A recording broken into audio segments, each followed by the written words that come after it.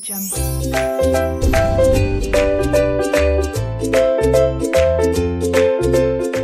Good morning, good afternoon, good evening. क्या हाल चाल है? चलो, बहुत बढ़िया होना चाहिए। तो आज के अमेंडमेंट सेशन की शुरुआत, आज हमारी अमेंडमेंट क्लास 1 है और मैं चाहता हूँ अमेंडमेंट क्लास 1 की शुरुआत ना मैं कुछ लाइनों के साथ करूँ और वो लाइनें हम दोनों के ऊपर बिल्कुल सेट बैठती हैं। मतलब जैसे आज आप मेरी फैमिली के मेंबर मेरे सामने आके बैठे हैं ना, तो मुझे बहुत आनंद की प्राप्ति हो रही है। उम्मीद करूंगा मुझे देखकर भी आपको आनंद मिलता होगा। मतलब खुशी तो होती होगी ना थोड़ी बहुत अंदर से। तो दो लाइनें अगर आप मेरे साथ गा सको तो आपने जरूर मेरे साथ गानी है, नहीं गा सको तो बस वैसे ही एक धुन बनानी है, बट मेरे दिल की वो लाइनें हैं। फिर हम अमेंडमेंट क्लास नंबर 1 स्टार्ट करेंगे, ठीक है? बच्चा कह रहा है सर, तो पहले अमेंडमेंट क्लास 1 स्टार्ट कर दो ना, ऐसा तो टाइम वेस्ट होगा। बस दो लाइनें सर, डेली नहीं गाऊंगा, सिर्फ आज गाऊंगा, फिर हम अमेंडमेंट क्लास 1 पक्का स्टार्ट करेंगे, ठीक है? चलो जी, 1 2 3 स्टार्ट।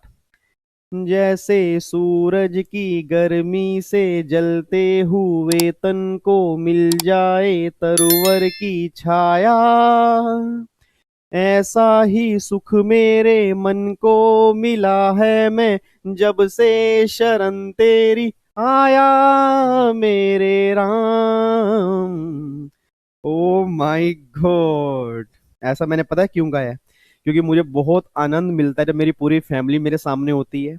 उम्मीद करूंगा कि आपको भी मुझे देख के अच्छा लगता होगा। मुझे बहुत पॉजिटिव वाइब्स आते हैं ना, मेरी पूरी की पूरी फैमिली ना मेरे सामने बैठी है, मुझे बहुत अच्छा लगता है। और देखो, मैंने स्पेशली यहाँ पे मैंने दो चीज लिखी है sir, together we will win. मतलब अगर हम मिलके काम करेंगे हम जीत जाएंगे। इस बार हमें एग्जाम निकालने हैं और मैंने पहले भी कहा था कि अगले आने वाले 3 महीने ना, अब वो मेरी जिंदगी के मेरे नहीं है, अब वो मेरी पूरी की पूरी फैमिली के लिए पूरे डिवोटेड हैं। बस शिवरात्रि पे थोड़ी बहुत छुट्टी दे देना, क्योंकि मुझे 2-3 दिन के लिए घर जाना, अपनी फैमिली से मिलने, वहां पे प्रोग्राम होता है। शिवरात्रि से जैसे ही मैं आऊंगा उसके बाद मेरा पूरा टाइम जो होगा ना मेरी पूरी फैमिली के लिए होगा। आपके डाउट सेशन भी रखने स्टार्ट करूंगा। रिवीजन भी मैंने कहा था यूट्यूब पे कराऊंगा, अमेंडमेंट क्लास भी कराऊंगा, तो टेंशन मत लेना, आज से अमेंडमेंट क्लास हमारी स्टार्ट होने जा रही है। अच्छा, पहली बात, ये अमेंडमेंट क्लास सीएस की फैमिली के लिए तो है। अगर कोई सीए की फैमिली का बच्चा है या इवन सीएमए की फैमिली का बच्चा, सबके लिए अमेंडमेंट क्लास है। क्योंकि सर जितनी भी अमेंडमेंट्स एप्लीकेबल हैं, सेम अमेंडमेंट सीएस में एप्लीकेबल होती हैं, सेम अमेंडमेंट सीएमए में एप्लीकेबल होती हैं और सेम अमेंडमेंट सीए में एप्लीकेबल होती हैं। सिर्फ सीए में नोटिफिकेशन का फर्क होता है, बाकी एक्ट दोनों में सेम एप्लीकेबल होता है। तो आज जो अमेंडमेंट करने जा रहे हैं वो कौन से फाइनेंस एक्ट की होंगी, कितनी अमेंडमेंट क्लास आएंगी, तो पहले 5 से 7 मिनट हम उसकी नॉर्मल डिस्कशन करेंगे, फिर अमेंडमेंट क्लास नंबर 1 स्टार्ट कर देंगे, ताकि बच्चों को क्लैरिटी हो कि अमेंडमेंट क्लास हमें देखनी किस तरह से है, नोट्स कैसे बनाने हैं, ठीक है, नोटिंग हमें कैसे करनी है, किस तरह से अमेंडमेंट क्लास हम आगे लेके चलेंगे, वो सारी बातें आज हम डिस्कस करेंगे। और दूसरी बात, चाहे वो एग्जीक्यूटिव वाला बच्चा हो चाहे प्रोफेशनल वाला बच्चा हो, दोनों को अमेंडमेंट क्लास देखनी है। हाँ, कुछ चैप्टर ऐसे होंगे जो प्रोफेशनल के न्यू सिलेबस में नहीं है, बट फिर भी कहूंगा देख जरूर लेना, क्योंकि आपने सीएस बनना है सर, आपको नॉलेज पूरी होनी चाहिए कि अमेंडमेंट कौन कौन सी आई है, ठीक है? ओल्ड सिलेबस के लिए सारी अमेंडमेंट है, एग्जीक्यूटिव का बच्चा चाहे ओल्ड का हो चाहे न्यू का हो, सारी अमेंडमेंट देखनी है। सीए इंटर वाले बच्चे सारी अमेंडमेंट देखेंगे, सीएमए इंटर वाले बच्चे सारी अमेंडमेंट देखेंगे, और फाइनल वाले बच्चे भी अमेंडमेंट को देख सकते हैं, कोई दिक्कत नहीं है। बच्चा कह रहे हैं ओ माय गॉड सर, मजा आएगा, अब तो अमेंडमेंट करेंगे। टेंशन मत लो, बहुत बढ़िया तरीके से करा दूंगा सर। आप वाकई ही जिस दिन अमेंडमेंट क्लासेस खत्म होंगी ना, आपको ये फील ही नहीं होगा कि इतनी सारी अमेंडमेंट हमने की हैं, और जो लोग कह रहे हैं मुश्किल है वो तो कुछ भी नहीं है। बट आपको मेरा साथ देना पड़ेगा सर। आज तक आपने साथ दिया है, आज आपने फिर साथ देना है। गारंटी दे रहा हूं, पूरी जान लगा दूंगा आपके एग्जाम निकालने में। आप मुझे अप्रिशिएट, थैंक यू बोल के जाओगे कि sir thank you so much, ठीक है जी? आओ जी, इधर सुना ध्यान से, अब बातचीत नहीं करेंगे, फटाफट से यहाँ पे आ जाओ जी। अब जो हमारी अमेंडमेंट क्लास अब आज हमने स्टार्ट करनी है, तो आज हम स्टार्ट कर जा रहे हैं इनकम टैक्स की अमेंडमेंट क्लास नंबर 1। मतलब पहले हम करेंगे अमेंडमेंट्स इनकम टैक्स की, जब हमारी इनकम टैक्स की कंप्लीट होंगी देन फिर हम स्टार्ट करेंगे जीएसटी की अमेंडमेंट। तो आज हम क्या करेंगे, इनकम टैक्स की अमेंडमेंट क्लास नंबर 1 करेंगे, और फिर जब हमारी इनकम टैक्स की कंप्लीट होगी देन फिर हम स्टार्ट करेंगे जीएसटी की। अच्छा, इनकम टैक्स में ना फाइनेंस एक्ट 2020 आप सब जानते हो हमारे एग्जाम के लिए एप्लीकेबल है। अब जिन बच्चों ने भी नवंबर दिसंबर में एग्जाम दिए थे, मतलब लास्ट एग्जाम दिए थे ना, उन्होंने फाइनेंस एक्ट 19 पढ़ा होगा। अब फाइनेंस एक्ट 19 से फाइनेंस एक्ट 20 में काफी सारे चेंजेस आए हैं। इवन मैं अगर ये बोलूं हर चैप्टर के अंदर चेंज आया है, बट घबराने की बात नहीं है, सारी अमेंडमेंट करेंगे, डिटेल में करेंगे, टेंशन बिल्कुल भी नहीं है। और साथ में नोटिफिकेशन भी करेंगे, जितनी नोटिफिकेशन 31 दिसंबर तक आई होंगी वो सारी नोटिफिकेशन भी जो होंगी हम यहीं पे डिस्कस करेंगे। इट मीन इस अमेंडमेंट क्लास के अलावा कोई दूसरी अमेंडमेंट आपको देखने की रिक्वायरमेंट नहीं है, सब कुछ हम यहाँ पे कंप्लीट कर लेंगे। उसके बाद ये रेलिवेंट किस किस के लिए है मैंने आपको बता दिया जी, चाहे वो सीएस एग्जीक्यूटिव या प्रोफेशनल जून दिसंबर वाले बच्चे हों, दोनों को देखनी पड़ेंगी। सीए इंटर फाइनल वाले बच्चे हों, दोनों देख सकते हैं। सीएमए इंटर फाइनल वाले बच्चे हों, दोनों देख सकते हैं। मतलब सबके एग्जाम में ये अमेंडमेंट एप्लीकेबल होंगी। अच्छा, अमेंडमेंट नोट्स की अगर बात करूंगा ना, तो मैंने अमेंडमेंट नोट्स, सब बच्चे जानते हैं, आज से 1 महीने पहले मैंने टेलीग्राम चैनल पे डाल दिए थे। उसमें इनकम टैक्स के भी हैं, जीएसटी के भी हैं, अप्रोक्सीमेट 120 पेज के अमेंडमेंट्स हैं। प्लीज आपने वहां से डाउनलोड करने हैं। तो जिन बच्चों के पास नोट्स नहीं है, अभी एक बार वीडियो पॉज करके, ठीक है, वीडियो रोक के बीच में आप उसको डाउनलोड पहले कर लो, उसको अपने हाथ में रखो, क्योंकि उसमें भी कुछ नोटिंग करनी है, कुछ समरी नोट्स मैं आपको लिखवाऊंगा। आपको साथ में नोटबुक लेके बैठनी है और कैलकुलेटर लेके बैठना है। सब कुछ बिल्कुल तैयार होके बैठना है आपने। नोट्स आपने पूरे बनाने हैं, बस ये पर ध्यान देना। एक बच्चा कहता सर ये तो बताओ पहले कि इनकम टैक्स में किस किस टॉपिक के अंदर अमेंडमेंट आई है, ताकि हमें पता तो लगे कि कौन कौन से टॉपिक के अंदर अमेंडमेंट है। अब जो इनकम टैक्स में अमेंडमेंट्स आई हैं, वो सारी की सारी इन टॉपिक्स के अंदर आई हैं।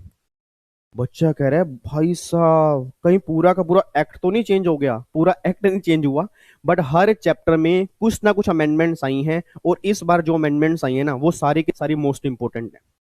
एक बच्चा कहता है यार ये ना सर की बातें मत सुना कर, मैं इतनी बार से मैं देख रहा हूँ, हर बार एग्जाम में अमेंडमेंट्स आती नहीं है, अमेंडमेंट्स का ना सिर्फ हवा होता है, और देख लियो इस बार भी कोई अमेंडमेंट्स आएंगी नहीं, और अमेंडमेंट्स करके हम बैठ जाएंगे। ये वो नालायक बच्चे हैं जिन्होंने अमेंडमेंट नहीं देखी, क्योंकि उन्हें नहीं पता इस बार अमेंडमेंट कौन सी है। सर इस बार के अमेंडमेंट के बिना तो एग्जाम बन ही नहीं सकता।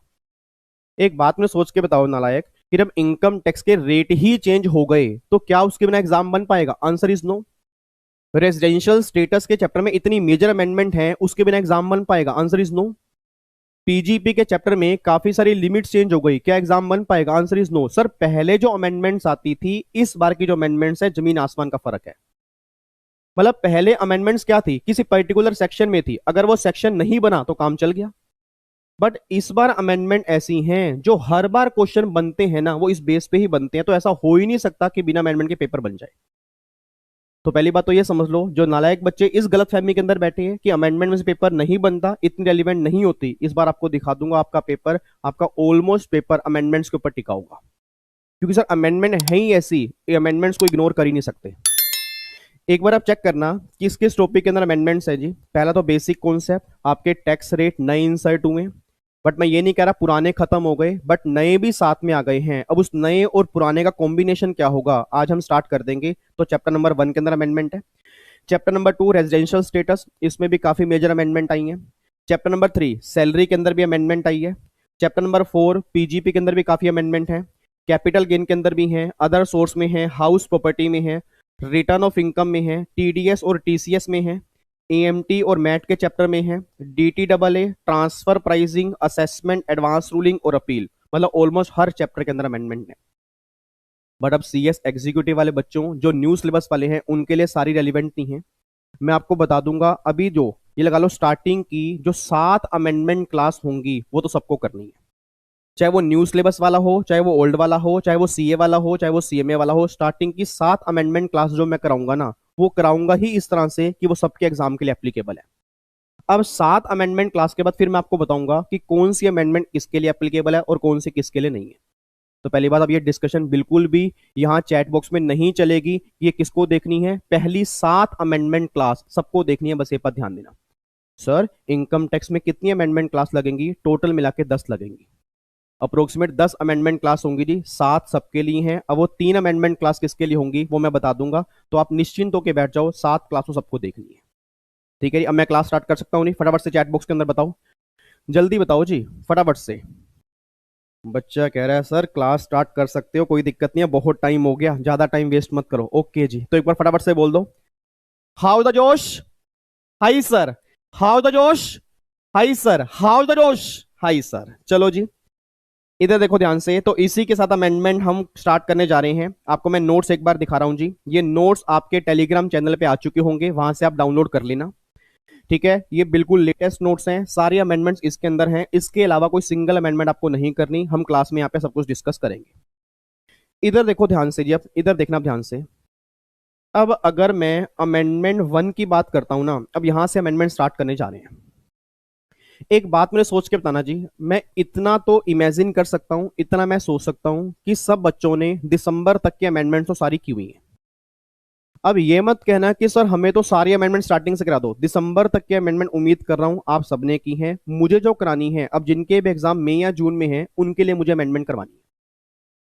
मेरा पूरी क्लास से क्वेश्चन है, जितने बच्चे मेरे सामने बैठे हैं, ये नालायक बच्चा देखो, अभी क्लास स्टार्ट हुई है और बच्चा सोने की तैयारी कर रहा है। सर ऐसे काम नहीं चलेगा, अभी क्लास स्टार्ट हुई है, कम से कम 1 घंटा तो मेरे साथ खेल लो ना, 1 घंटा खेल लो बस, बाकी फिर अपने आप खेलते रहना। इधर सुना, मैं ध्यान से कहना क्या चाह रहा हूं। मेरा पूरी क्लास से क्वेश्चन है, याद करो जब आपने नवंबर या दिसंबर जब भी एग्जाम दिए होंगे ना, तो चैप्टर नंबर 1 जब आपने बेसिक कॉन्सेप्ट का किया होगा उसमें आपने टैक्स के रेट किए होंगे। क्या कोई क्लास में सिंगल बच्चा ऐसा है जो मुझे टैक्स के रेट के बारे में बता पाए?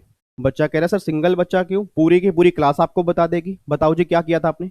सर हमने जब टैक्स के रेट किए थे ना, तो आपने हमें क्लास में कहा था कि एक इंडिविजुअल की दो कैटेगरी होती हैं, एक तो रेजिडेंट होता है, एक नॉन रेजिडेंट होता है।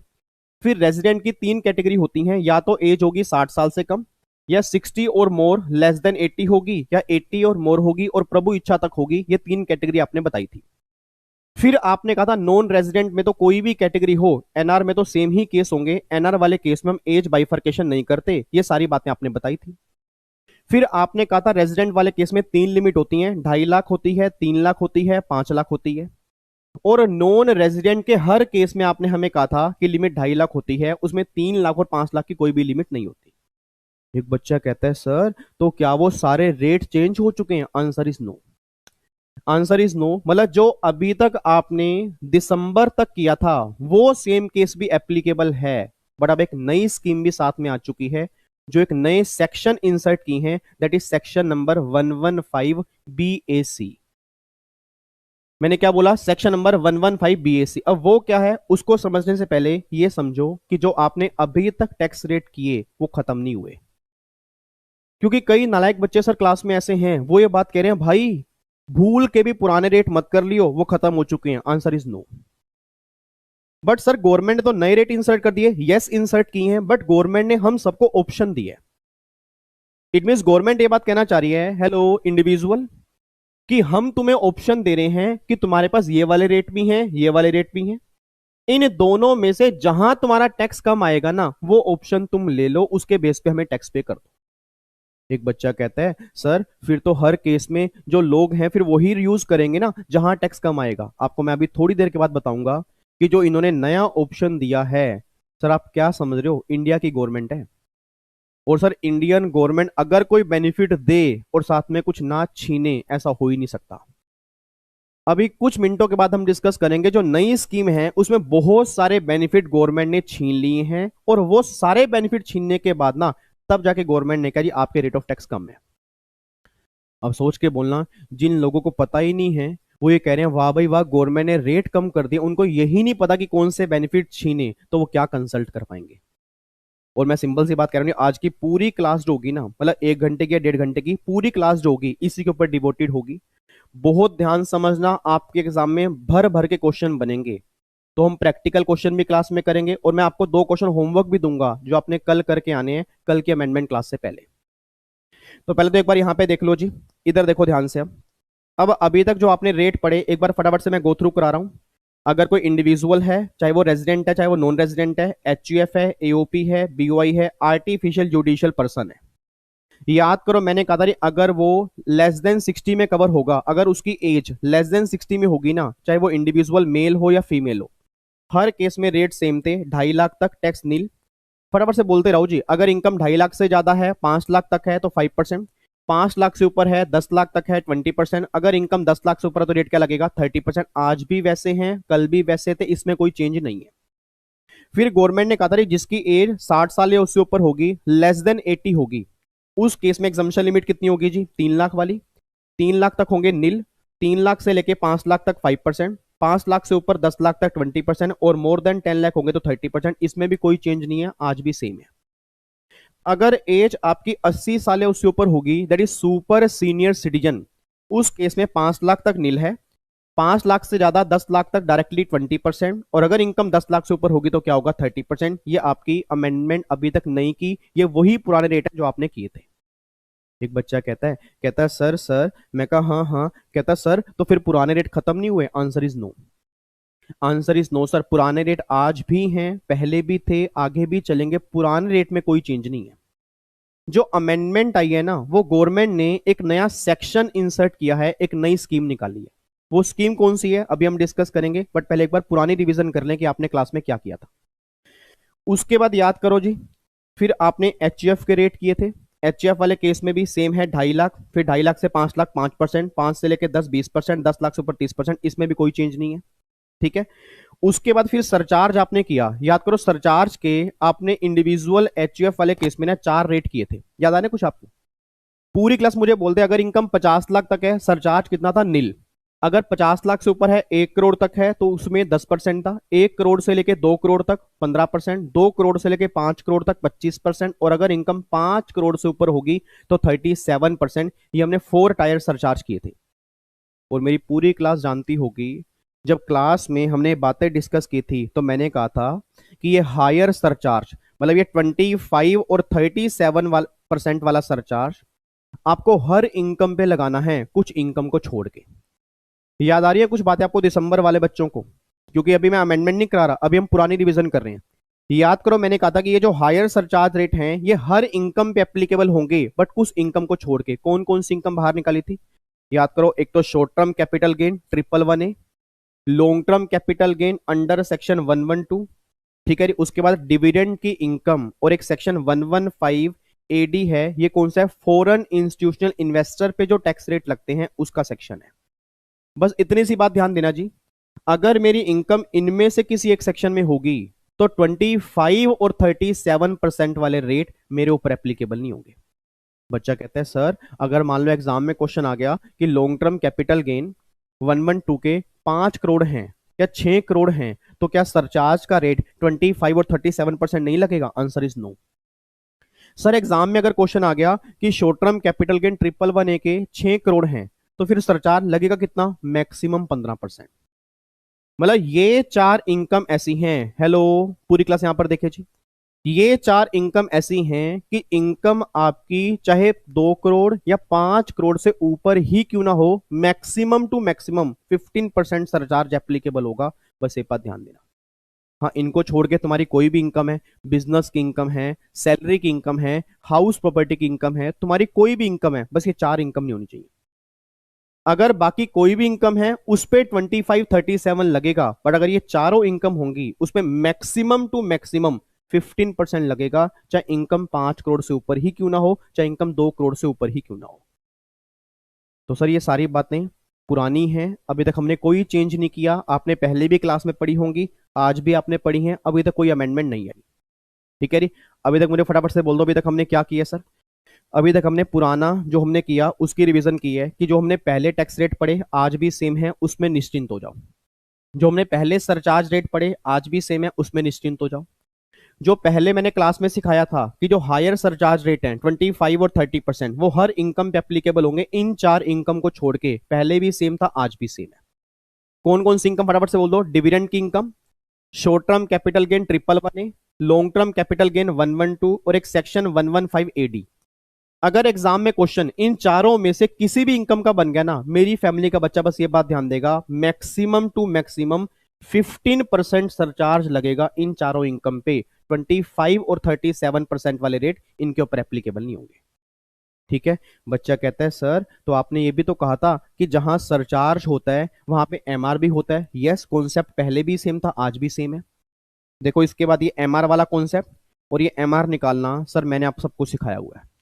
तो आप मुझे अब ये मत कहना कि एमआर निकालना सिखा दो, ये सारी बातें आपने क्लास में की हैं। और एमआर का मतलब क्या होता है? जहां सरचार्ज लगने की वजह से हार्डशिप हो जाए वहां पे एमआर मिलता है। याद आ रही है कुछ क्लास की बातें? मैंने क्लास में जब क्वेश्चन करवाए थे मैंने कहा एमआर का मतलब ये होता है कि अगर सरचार्ज लगने की वजह से जो आपका टैक्स बढ़ा, वो टैक्स इतना ज्यादा बढ़ गया कि आपने जितनी इनकम बढ़ाई उससे भी ज्यादा बढ़ गया।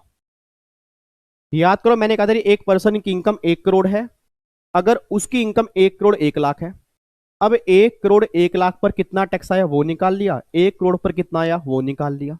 और फिर मैंने कहा था टैक्स का इंक्रीमेंट निकालो, इनकम इंक्रीमेंट निकालो। अगर टैक्स का इंक्रीमेंट इनकम इंक्रीमेंट से ज्यादा है उस केस में आपको एमआर मिलेगा। ये सारी बातें हमने क्लास में की थी।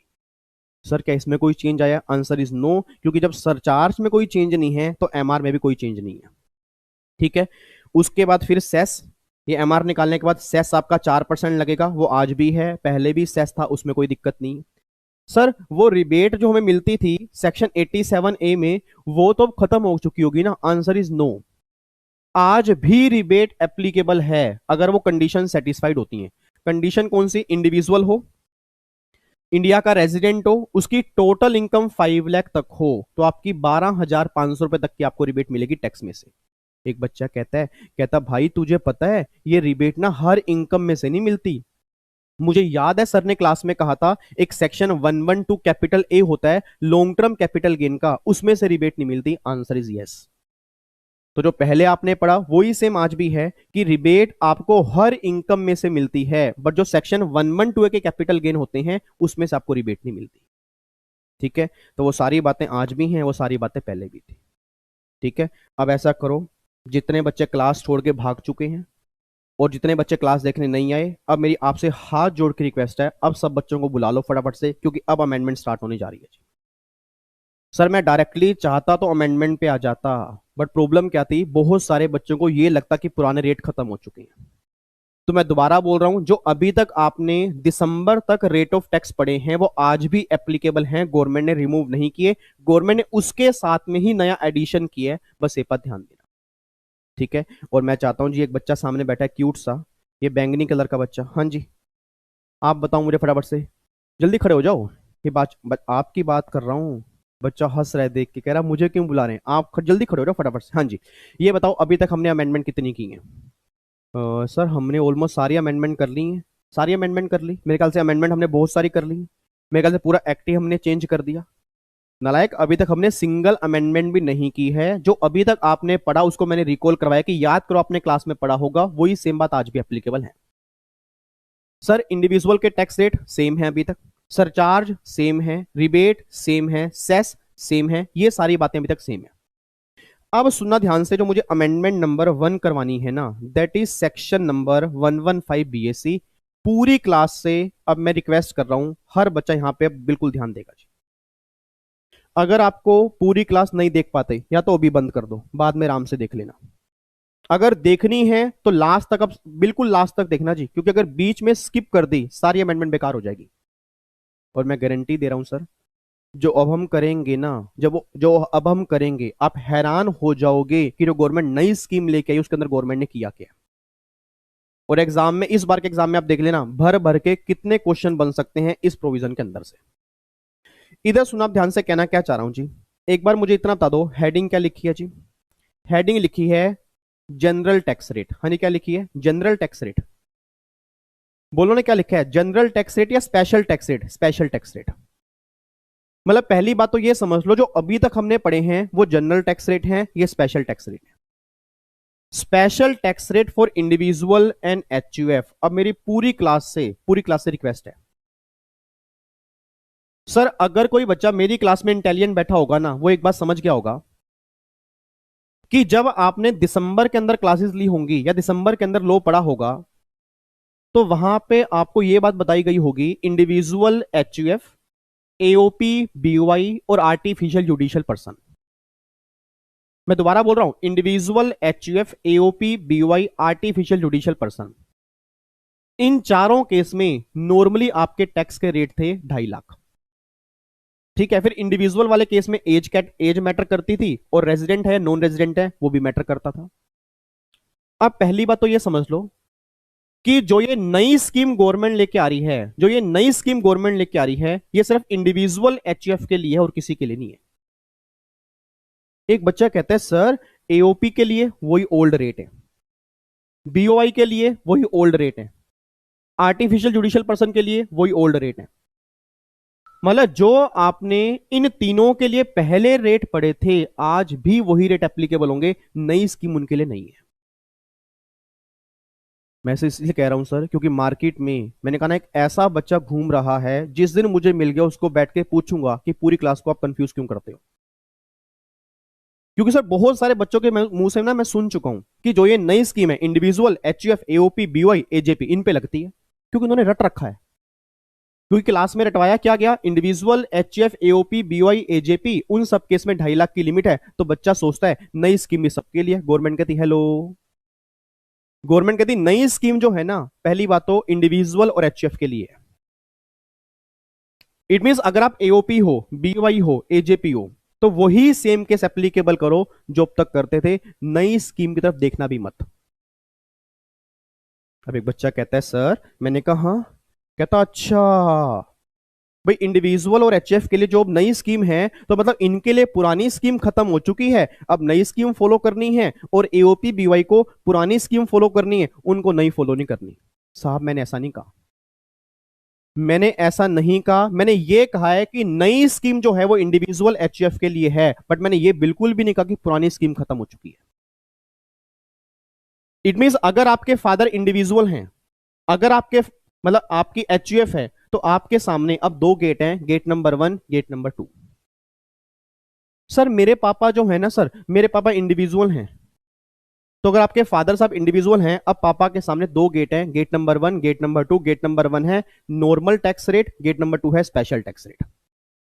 सर पापा दोनों में से किस गेट में जाएं वो देखना पड़ेगा। मेरी क्लास का सिंगल बच्चा भी आंखें बंद करके अब कंसल्ट नहीं करेगा, क्योंकि बहुत सारे बच्चे क्या कह रहे हैं जी, पापा नई स्कीम आई है, नई स्कीम फॉलो कर लो। पापा को नई स्कीम फॉलो करवा दी, पापा का टैक्स आ गया ज्यादा, पापा ने मारा चांटा। पापा कह रहे नालायक, एक बात मुझे बता, तूने नई स्कीम मुझे कहा था फॉलो करवा लो। पापा मैंने न्यूज में सुना था कि टैक्स कम आ रहा है नई स्कीम में। आपने न्यूज में सुना था टैक्स कम आ रहा है, बट आपने ये नहीं सुना कि नई स्कीम में डिसएडवांटेज भी है। मेरी बात समझ पा रहे हो? मतलब कहना क्या चाह रहा हूं कि पहली बात तो ये समझो कि अगर मैं एओपी बीओआई और आर्टिफिशियल जुडिशियल पर्सन हूं, तो मेरे लिए गेट एक ही है, दूसरा गेट मेरे लिए नहीं है। बट अगर मैं इंडिविजुअल एचएफ हूं तो गेट दो हैं, गेट नंबर 1, गेट नंबर 2। या तो मैं गेट नंबर 1 के पास जाऊंगा या मैं गेट नंबर 2 के पास जाऊंगा। अब दोनों में से किस गेट के पास जाऊंगा वो देखना पड़ेगा, मोर बेनिफिशियल टू असेसी। भाई मेरे लिए जो बेनिफिशियल होगा ना, मैं उस गेट के पास जाऊंगा, बस ये बात ध्यान देना। ठीक है, तो पहली बात क्या समझ में आ गया, फटाफट से बोलो जी, एग्जाम में क्वेश्चन बन गया जी। ये जो नया सेक्शन है 115 बीएसी किसके ऊपर एप्लीकेबल होगा, लिखाना सबके ऊपर। हाँ नहीं, सबके ऊपर एप्लीकेबल होगा। सर पार्टिसिपेट करो फटाफट से, किसके ऊपर एप्लीकेबल होगा, इंडिविजुअल और एचयूएफ, और किसी पर एप्लीकेबल नहीं होगा, बस ये बात ध्यान देना। अब आगे पढ़ते हैं जी। न्यूली इंसर्टेड सेक्शन 115 बीएसी, क्या आप मुझे बता पाओगे क्या ये पुराने सेक्शन के अंदर अमेंडमेंट आई है या सेक्शन ही नया आया है? सोच के बोलो सर, क्या सेक्शन नया आया है या पुराने लॉ में अमेंडमेंट है? सेक्शन ही नया आया है, that is newly inserted section 115 BSc. आपने पहले नहीं पढ़ा होगा, पहली बार पढ़ने जा रहे हो, बहुत ध्यान से पढ़ना। और मैं यहाँ पे बेयर लॉ लिख के लाया हूं, मैं इसलिए लिख के लाया कि मेरी फैमिली के साथ मैं ध्यान से पढ़ूं और उनके नोट्स बनवाऊं ताकि उनको इसमें कोई दिक्कत ना आए। आओ जी पढ़ना स्टार्ट करते हैं। देखो जी क्या लिखा है, दी फाइनेंस एक्ट 2020 जो हमारे एग्जाम के लिए एप्लीकेबल है। The finance act 2020 has provided an option to individual, option to individual bracket में all category and HUF for payment. पहले तो ये बताओ क्या कह रहे हैं जी। सेक्शन 115 बीएससी कह रहा है, हाँ जी सेक्शन 115 बीएससी कह रहा है कि ये स्कीम मैंडेटरी है। हाँ नहीं, को अगर कोई इंडिविजुअल एचयूएफ है, ये स्कीम मैंडेटरी है। सोच के बोलना, मैंडेटरी है या ऑप्शन है? ऑप्शन, पहली बात ऑप्शनल है। और मैंने भी क्या बोला, या तो गेट नंबर 1 या गेट नंबर 2, तुम्हारे पास ऑप्शन है कि जहां तुम्हें अच्छा लगेगा वहां पे जाओ, हमने मैंडेटरी नहीं किया। हाँ अगर गवर्नमेंट यहां पे ये बात कहती कि section 115 BAC shall means mandatory, तो फिर पुराने रेट खत्म हो जाते, नहीं पढ़ने पड़ते। सर इस बार का जो मेरा रेगुलर बैच अभी चल रहा है उसमें इनकम टैक्स खत्म हो गया, मुझे पता है, जान निकल गई थी, हाथ में कलेजा निकल के बाहर आ गया था जब मैंने सेक्शन करवाया था ये। क्योंकि मुझे बच्चों के माइंड से ना पहले तो ये चीज उनके माइंड में सेट करनी थी कि पुराने रेट भी हैं और नए रेट भी हैं। क्योंकि होता क्या, माइंड में क्या होता है, अब तो नए रेट आ गए, नए फॉलो करने हैं, पुराने फॉलो नहीं करने। गवर्नमेंट ने कहा हेलो सेक्शन ध्यान से पढ़ो, ऑप्शन है। और दूसरी बात, ऑप्शन जो है वो भी इंडिविजुअल एचएफ के लिए और किसी के लिए नहीं है। इट मीन अगर मैं एओपी बीवाई और एजीपी की बात करूंगा, भैया पुराने रेट ही एप्लीकेबल हैं, नए की तरफ मत देखना। अगर तुम इंडिविजुअल एचयूएफ हो तब यहां पे देख लेना। एक बच्चा कहता है सर, तो ये जो नई स्कीम है, तो क्या वो स्कीम अब जीजू के ऊपर फॉलो होगी? जीजू, जीजू कौन आ गए अब तुम्हारे? सर वो अब नाम नहीं ले सकते ना, निक जोनस, प्रियंका चोपड़ा के हस्बैंड, उनकी बात क्यों कर रहे हो सर? वो एनआर है ना, तो एनआर पर क्या वो नॉन रेजिडेंट पर क्या वो ये स्कीम ले सकते हैं? मान लो अगर कोई हमारे जीजू अगर मान लो इंडिया में इनकम कमाए, देखो बच्चा कितनी प्यार से जीजू कह रहा है, हाँ आनंद की प्राप्ति हो रही है, मतलब जीजू हो गए, हद हो गई बिल्कुल। अपने जीजू को जीजू नहीं कहोगे, दूसरे के घर वाले को जीजू कहने को तैयार हो। बच्चा कहता है बताओ ना, प्लीज बताओ ना, क्या उनके ऊपर स्कीम एप्लीकेबल होगी? मैं आपसे पूछता हूं जी। निक जोनस नॉन रेजिडेंट हैं, अगर वो इंडिया में इनकम कमा रहे हैं, उनको लगता है कि मुझे पुराने रेट फॉलो नहीं करने, मुझे नए रेट फॉलो करने हैं, तो क्या निक जोनस नए रेट फॉलो कर सकते हैं? आंसर इज यस, फॉलो कर सकते हैं। नो क्यों कह रहे हो सर? साफ साफ बड़े बड़े शब्दों में लिखा है, इंडिविजुअल का लगेगा, इंडिविजुअल, चाहे वो रेजिडेंट हो चाहे वो नॉन रेजिडेंट हो। सर बातें छोटी छोटी हैं। अगर लॉ मेकर ने लिखा होता रेजिडेंट इंडिविजुअल, फिर मैं कहता रेजिडेंट पे लगेगी, जीजू पे नहीं लगेगी। तो आज अगर आपके फादर हैं, आपकी मदर हैं, आपके रिलेटिव हैं, या आपके वो पर्सन जो इंडिया से बाहर रहते हैं और जो परमानेंटली सेटल हो चुके हैं, जो नॉन रेजिडेंट हैं, अगर वो भी इंडिया में इनकम कमाएं और वो स्कीम लेना चाहें, उनके लिए भी अवेलेबल है। तो सर बातें छोटी छोटी हैं, क्योंकि एग्जाम में जब एमसीक्यू क्वेश्चन बनेंगे ना, वो कहीं से भी क्वेश्चन फ्रेम करेंगे, तब पता लगेगा इस वर्ड की वैल्यू क्या है। तो पहली बात तो रही, स्कीम मिलेगी इंडिविजुअल एचएफ को, और दूसरी बात, चाहे वो रेजिडेंट हो चाहे वो नॉन रेजिडेंट हो, सबको स्कीम मिलेगी, बस ये पर ध्यान देना। उसके बाद देखो जी, the finance act 2020 has provided an option to individual में all individual and HUF for payment of tax at the following reduce rate from the assessment year 21-22 onwards. मतलब जो ये असेसमेंट ईयर 21-22 है, उसके बाद से ये रिड्यूस रेट जो है एप्लीकेबल हो जाएंगे। हम एक ऑप्शन दे रहे हैं, और देखो मैंने यहाँ पे लिखा भी है एक स्टार बना के कि resident as well as non resident, और ये स्कीम जो है एओपी, बीवाई और एजेपी को नहीं मिलेगी, मैंने क्रॉस मारा हुआ है। तो ये नोट्स में आपको नोटिंग करनी है साथ के साथ, वैसे मैं लिखवा दूंगा बट नोटिंग में साथ साथ करना। अब आओ जी, अब ये नए रेट हैं क्या, पहले वो देख लो जी। ये नए रेट क्या है? नए रेट हैं, अगर 2.5 लाख तक इनकम है तो टैक्स नील, जो पहले था आज भी है, मतलब लिमिट सेम है 2.5 लाख की, लिमिट इंक्रीज नहीं की। उसके बाद 2.5 लाख से ज्यादा 5 लाख तक, पहले भी 5% था, आज भी 5% है। अब याद करो, पहले आपने पढ़ा था 5 लाख से ज्यादा 10 लाख तक 20%, अब वो चेंज आ गया। अब गवर्नमेंट कहती है 5 लाख से ज्यादा 7,50,000 10%, 750 से ज्यादा 10 लाख तक 15%, फिर 10 लाख से ज्यादा 1250 तक 20%, 1250 से ज्यादा 15 लाख तक 25%, और अगर इनकम 15 लाख से ऊपर होगी तो 30%। बच्चा कहता अच्छा, मतलब अब वो 10 लाख के बाद 30% नहीं है? Answer is no. सर अब रेट क्या है? 5, 10, 15, 20, 25, 30। दोबारा बोलो। 5, 10, 15, 20, 25, 30। दोबारा बोलो। 5, 10, 15, 20, 25, 30। एक बार और बोलो। 5, 10, 15, 20, 25, 30। एक बार और बोलो। 5, 10, 15, 20, 25, 30। ये रेट अब आपके हैं, और रेट भी मत रट के जाना, उधर लिमिट भी चेक कर लेना। 2.5 लाख तक नील है, 2.5 से लेके 5, 5 से लेके 7.5, 7.5 से लेके 10, 10 से लेके 12.5, 12.5 से लेके 15, और 15 से ऊपर। मतलब अब जैसे ही इनकम 15 से ऊपर जाएगी ना, फिर 30% लगेगा, 10 लाख के बाद 30% नहीं है। बट मैं दोबारा बोल रहा हूं, इसके चक्कर में पुराने रेट भी मत भूल जाना, क्योंकि वो खत्म नहीं हुए, ऑप्शन है, ऑप्शन है सर, ऑप्शन है। अब बच्चा कहता है सर अगर मान लो किसी की इनकम, मुझे तो ये समझ नहीं आ रहा, आप कैसी कैसी बेकार की बातें कर रहे हो। कहता सर अगर किसी की इनकम मान लो 12 लाख है, मैं कहा ठीक है। कहता अगर किसी की इनकम 12 लाख है तो जो पुराना रेट फॉलो करेगा वो तो 10 लाख के बाद 30% फॉलो करेगा। मैं कहा हाँ। कहता यहां 15 लाख के बाद 30% है। मैं कहा बिल्कुल सही बात है। कहता सर 12 लाख की इनकम पर तो फिर टैक्स इस पे ही कम आएगा ना। भाई सर अगर 12 लाख इनकम है फिर टैक्स इस पे ही कम आएगा। मैं कहा बिल्कुल सही बात है। कहता सर फिर गवर्नमेंट पुरानी स्कीम साथ में लेके ही क्यों चल रही है। मैं कहा मेरे बाबू, मेरे नोनू, मेरे सोनू, मेरे मिक्स, मेरे बैंगनी, मेरे ग्रीन, मेरे मेहरून कलर के बच्चे, नई स्कीम गवर्नमेंट और पुरानी स्कीम गवर्नमेंट साथ में इसलिए लेके चल रही है कि आपको 2 मिनट के बाद दिखाऊंगा, अगर ये रेट चाहिए ऐसे नहीं मिलेंगे। सर ध्यान सुना, लाला चाहा लपलप। मैंने कहा भाई साहब ये रेट मुझे चाहिए, मैं कह रहा हूं ये रेट मुझे चाहिए, प्लीज ये रेट मुझे दे दो। गवर्नमेंट ने कहा हेलो दूर हो, पहले दूर हो, उधर उधर उधर उधर उधर। ये रेट तुझे ना तब मिलेंगे जब ये सारे बेनिफिट छोड़ देगा। ये रेट तुझे तब मिलेंगे जब ये सारे बेनिफिट छोड़ देगा। मैं कहा मतलब कह रहे मतलब क्या? भाई तू ये सोच रहा है कि हम ये रेट तुझे किसी भी केस में दे देंगे, फिर तो सारा इंडिया ये रेट फॉलो कर लेगा।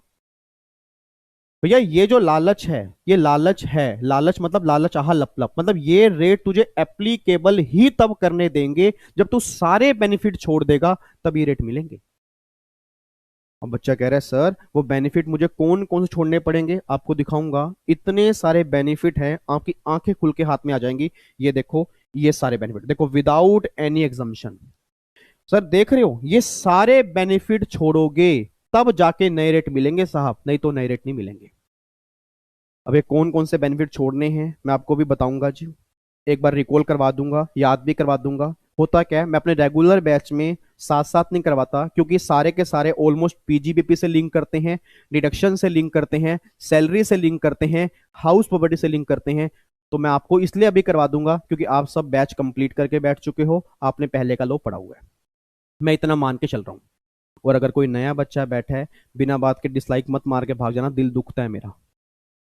प्यार दिखा के जाना सर, बहुत मेहनत लगती है, आप मानोगे नहीं। दिन रात आप रेगुलर बैच भी चल रहे हैं, अपनी यूट्यूब फैमिली के लिए भी दिन रात एक करना पड़ता है।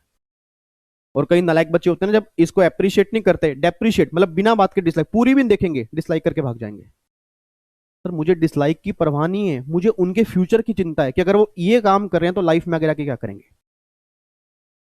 इधर सुना ध्यान से, अब मैं वापस आ रहा हूँ जी। अब मुझे एक बार दोबारा बोलो, पहले तो नए रेट कौन कौन से हैं जी? हाँ जी, नए रेट कौन कौन से हैं, फटाफट से बोलो जी। नए रेट कौन कौन से हैं? 2.5 लाख तक नील, अगर इनकम 2.5 लाख से ज्यादा है 5 लाख तक है 5%, 5 लाख से ज्यादा है 10 लाख तक है 10%, फिर नहीं सॉरी, 5 लाख से ज्यादा है 7.5 लाख तक है 10%, 7.5 लाख से ज्यादा है 10 लाख तक है 15%, फिर 10 लाख से ज्यादा है 12.5 लाख तक है 20%, 12.5 लाख से ज्यादा है 15 लाख तक है 25%, और अगर इनकम 15 लाख से भी ज्यादा है तो 30% आपके रेट एप्लीकेबल हो जाएंगे।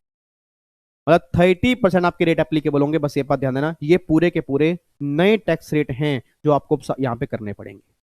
अच्छा अब सुना ध्यान से, अब एक क्वेश्चन आ गया, एक बच्चा सामने राजू बैठे हैं। राजू ने बोला सर, मैंने कहा हाँ। कहता सर एक ना डाउट मेरे मन में ये आ रहा है कि जैसे मेरे दादाजी की एज है, मेरे दादाजी की एज ना 82 ईयर है, और मेरे पापा की एज जो है ना वो 62 है। तो मेरे दादाजी की एज 82 है, तो और मेरे पापा की एज 62 है, तो क्या मैं उन दोनों को ये बोल दूं कि आप नए रेट ले सकते हो, बस आपकी लिमिट जो है वो 2.5 लाख वाली 3 लाख हो जाएगी और 3 लाख वाली 5 लाख हो जाएगी? मैं कहा राजू बिल्कुल भूल के मत बोल देना। कहता बट सर क्यों? भाई जो आपने अभी हमें एग्जिस्टिंग रेट किए हैं वहां तो रेजिडेंट वाले केस में हम एज चेक करते थे ना राजू, वहां करते थे, यहां नहीं करेंगे। यहां तो सिंपल सी बात है, अगर कोई इंडिविजुअल है, चाहे वो किसी भी कैटेगरी में कवर है, हर केस में 2.5 लाख ही लिमिट रहेगी, 3 लाख और 5 लाख का स्लैब रेट नए उसमें नहीं है। अच्छा, मतलब सर अगर सीनियर सिटीजन हो या सुपर सीनियर सिटीजन हो तो क्या उसको भी सेम रेट फॉलो करने पड़ेंगे? Answer is yes. मैं आपको दोबारा बोल रहा हूं सर, आप एग्जाम में गलती करोगे और वो गलती बर्दाश्त मुझे नहीं होगी अगर आप ध्यान से अभी नहीं पढ़ोगे। तो प्लीज बहुत ध्यान सुनना, एग्जाम में जब भी क्वेश्चन बने सेक्शन 115 बीएससी का, आपके एग्जाम में जब भी क्वेश्चन बनेगा ना, ऑलवेज वो देगा कि टेक्स्ट निकालो एज पर 115 बीएससी। तो अगर वो बोलेगा एज पर 115 बीएसी तो आपको नए रेट फॉलो करने हैं, चाहे वो सीनियर सिटीजन बोले, चाहे वो सुपर सीनियर सिटीजन बोले, चाहे वो यंगर एज कैटेगरी बोले, कोई भी बोले, हर केस में रेट सेम होंगे। देखो मैंने नीचे लिखा भी है ताकि आप गलती ना कर दो, 3 लाख और 5 लाख स्लैब रेट जो हैं उसमें अवेलेबल नहीं है, और एएमटी प्रोविजन भी एप्लीकेबल नहीं होते। इट मीन अगर आपने इस सेक्शन का ऑप्शन ले लिया तो आपको फिर एएमटी के प्रोविजन एप्लीकेबल नहीं होंगे। एक बच्चा सिर पकड़ के बैठ गया, कह रहा भाई ये एएमटी क्या है? याद करो नालायको, ऑल्टरनेट मिनिमम टैक्स। याद आ रहा है? Alternate minimum tax.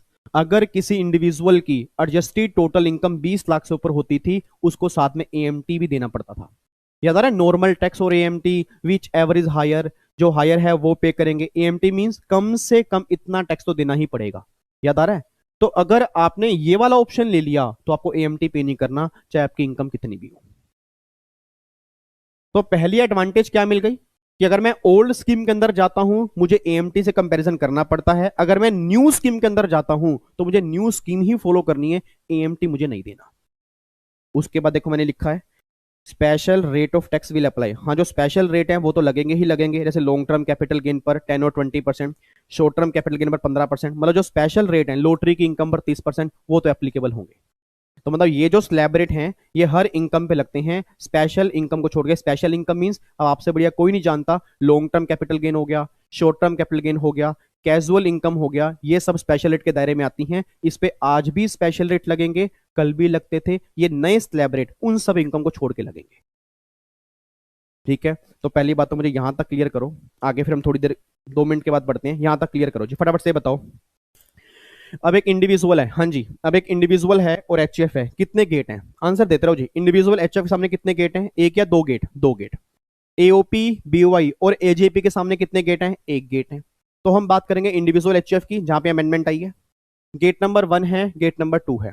हेलो, इधर देखो ध्यान से, गेट नंबर 1 है, गेट नंबर 2 है। मैं गेट नंबर 1 के पास जाऊं या गेट नंबर 2 के पास जाऊं, वो डिपेंड करता है मेरे लिए अच्छा गेट कौन सा है, वो मुझे देखना पड़ेगा। पहले बात करते हैं गेट नंबर 1 की। गेट नंबर 1 मतलब एग्जिस्टिंग टैक्स रेट, जो पुराने टैक्स रेट है। गेट नंबर 2 मतलब नए टैक्स रेट जो भी हमने देखे हैं। अगर मैं एग्जिस्टिंग की बात करूंगा ना, तो उसमें रेजिडेंट की 3 कैटेगरी होती हैं, लेस देन 60, 60 और मोर, लेस देन 80, 80 और मोर, और नॉन रेजिडेंट की अलग कैटेगरी होती है। जो सेकंड गेट है उसमें कोई कैटेगरी अलग से है ही नहीं, बस इंडिविजुअल। एक बच्चा कहता है सर इंडिविजुअल रेजिडेंट है, कोई दिक्कत नहीं। नॉन रेजिडेंट है, कोई दिक्कत नहीं। सर एज 60 साल है, कोई दिक्कत नहीं। 80 साल है, कोई दिक्कत नहीं। 40 साल है, कोई दिक्कत नहीं, क्योंकि नई स्कीम में हमें बाइफर्केशन नहीं करते। भैया तुम नई स्कीम लेना चाहते हो ना, तो तुम्हारे केस में यही रेट लगेंगे। और अगर तुम पुरानी स्कीम लेना चाहते हो, फिर तुम चेक करो तुम रेजिडेंट हो, नॉन रेजिडेंट हो, एज कितनी है, वो सारी बातें पुरानी स्कीम में है। ठीक है, अब सुनना ध्यान से, कहना क्या चाहता हूं, इधर देखो ध्यान से। एक बार ना ऐसा करते हैं, नई स्कीम में टैक्स निकाल के देखते हैं, ताकि हम थोड़ा सा ये तो पता लगे कि हमें टैक्स निकालना आता है। इधर सुना ध्यान से, इधर देखना। क्लास में कोई ऐसा बच्चा है, एग्जाम्पल के तौर पे, एग्जाम्पल के तौर पे एक मिस्टर ए हैं, उसकी एज है 45 साल। ठीक है, उसकी टोटल इनकम है, टोटल इनकम है 15 लाख। ये मान लो जी ऑप्शन 1, और ये मान लो ऑप्शन 2। ये ऑप्शन 1 है, ये ऑप्शन 2 है, यहां पे ऑप्शन 1 कर देता हूं, ये ऑप्शन 2। ऑप्शन 1 का मतलब जो ओल्ड टैक्स रेट है, ओल्ड नहीं बोलूंगा, क्योंकि ओल्ड का मतलब तो होता है जो पुराने हैं, खत्म हो चुके हैं। ओल्ड नहीं बोलूंगा, इसको बोलूंगा एग्जिस्टिंग। और जो भी नए आए हैं, न्यू टैक्स रेट। पूरी क्लास से मेरा क्वेश्चन है, अगर इनकम 15 लाख रुपए है, पुरानी स्कीम फॉलो करके टैक्स निकालो, नई स्कीम फॉलो करके टैक्स निकालो, और मुझे बताओ दोनों में टैक्स कितना आ रहा है, जल्दी। अब ये मत कहना टैक्स निकालना नहीं आता, ये बेकार की बातें मत करना सर। ये कोई नया बैच नहीं स्टार्ट हुआ आज हमारा, ये अमेंडमेंट क्लास स्टार्ट हुई है। कई बच्चे तो ये सोचे बैठे होंगे, ओ सर ना वो दोबारा से बैच करवा देंगे। सर अगर दोबारा से बैच करवाने पड़ेंगे तो 80 लेक्चर इनकम टैक्स में लगते हैं, फिर वो 80 लेक्चर लगाने पड़ेंगे। ठीक है, जल्दी बताओ मुझे फटाफट से, ऑप्शन 1 ऑप्शन 2 में क्या रेट आएगा जी?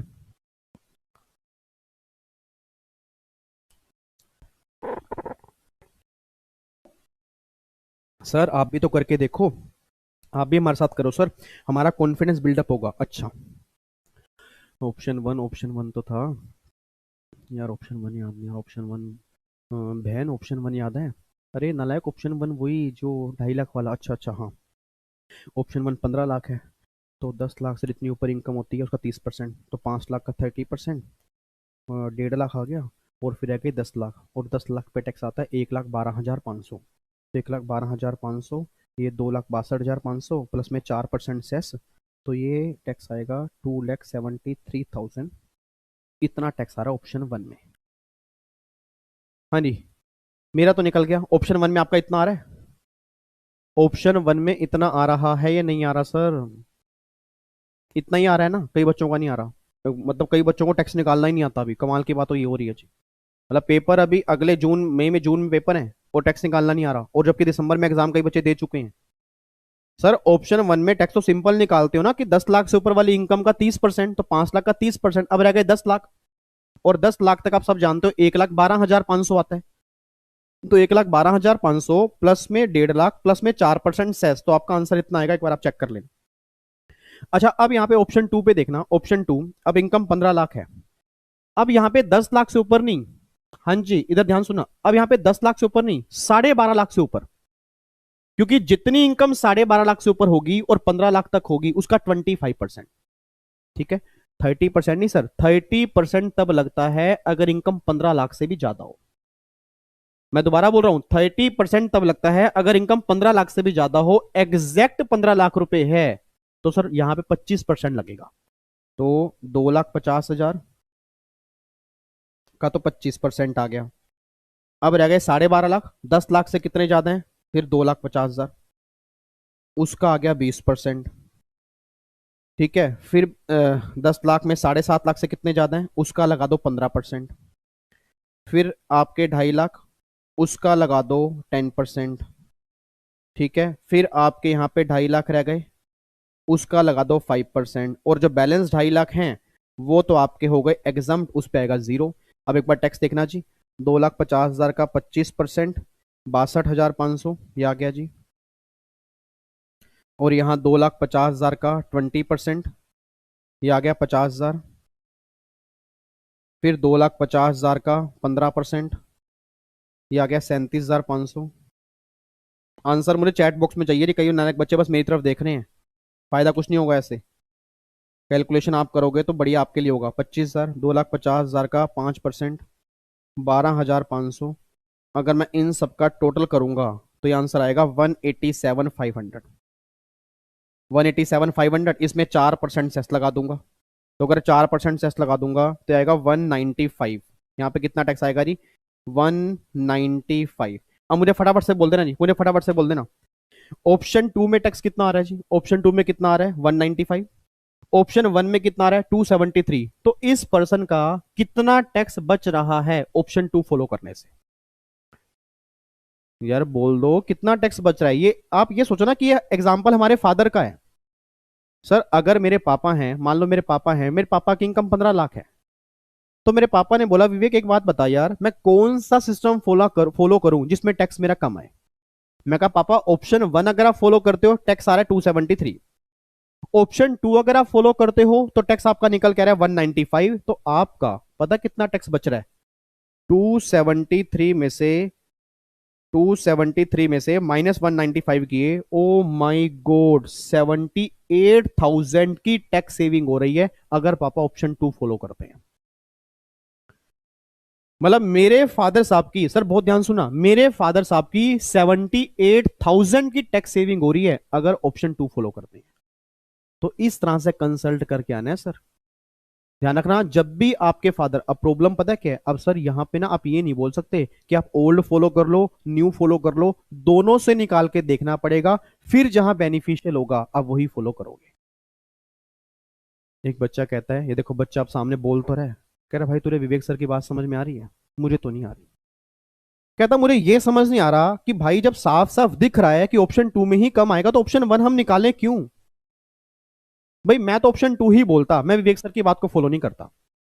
दूसरा बच्चा कह रहा है यार बात तो तेरी सही है, कि साफ साफ लग रहा है क्योंकि वहां पे 30% टैक्स जा रहा है 10 लाख के बाद, यहां 25% लास्ट रेट है, तो भैया यही टैक्स कम आएगा।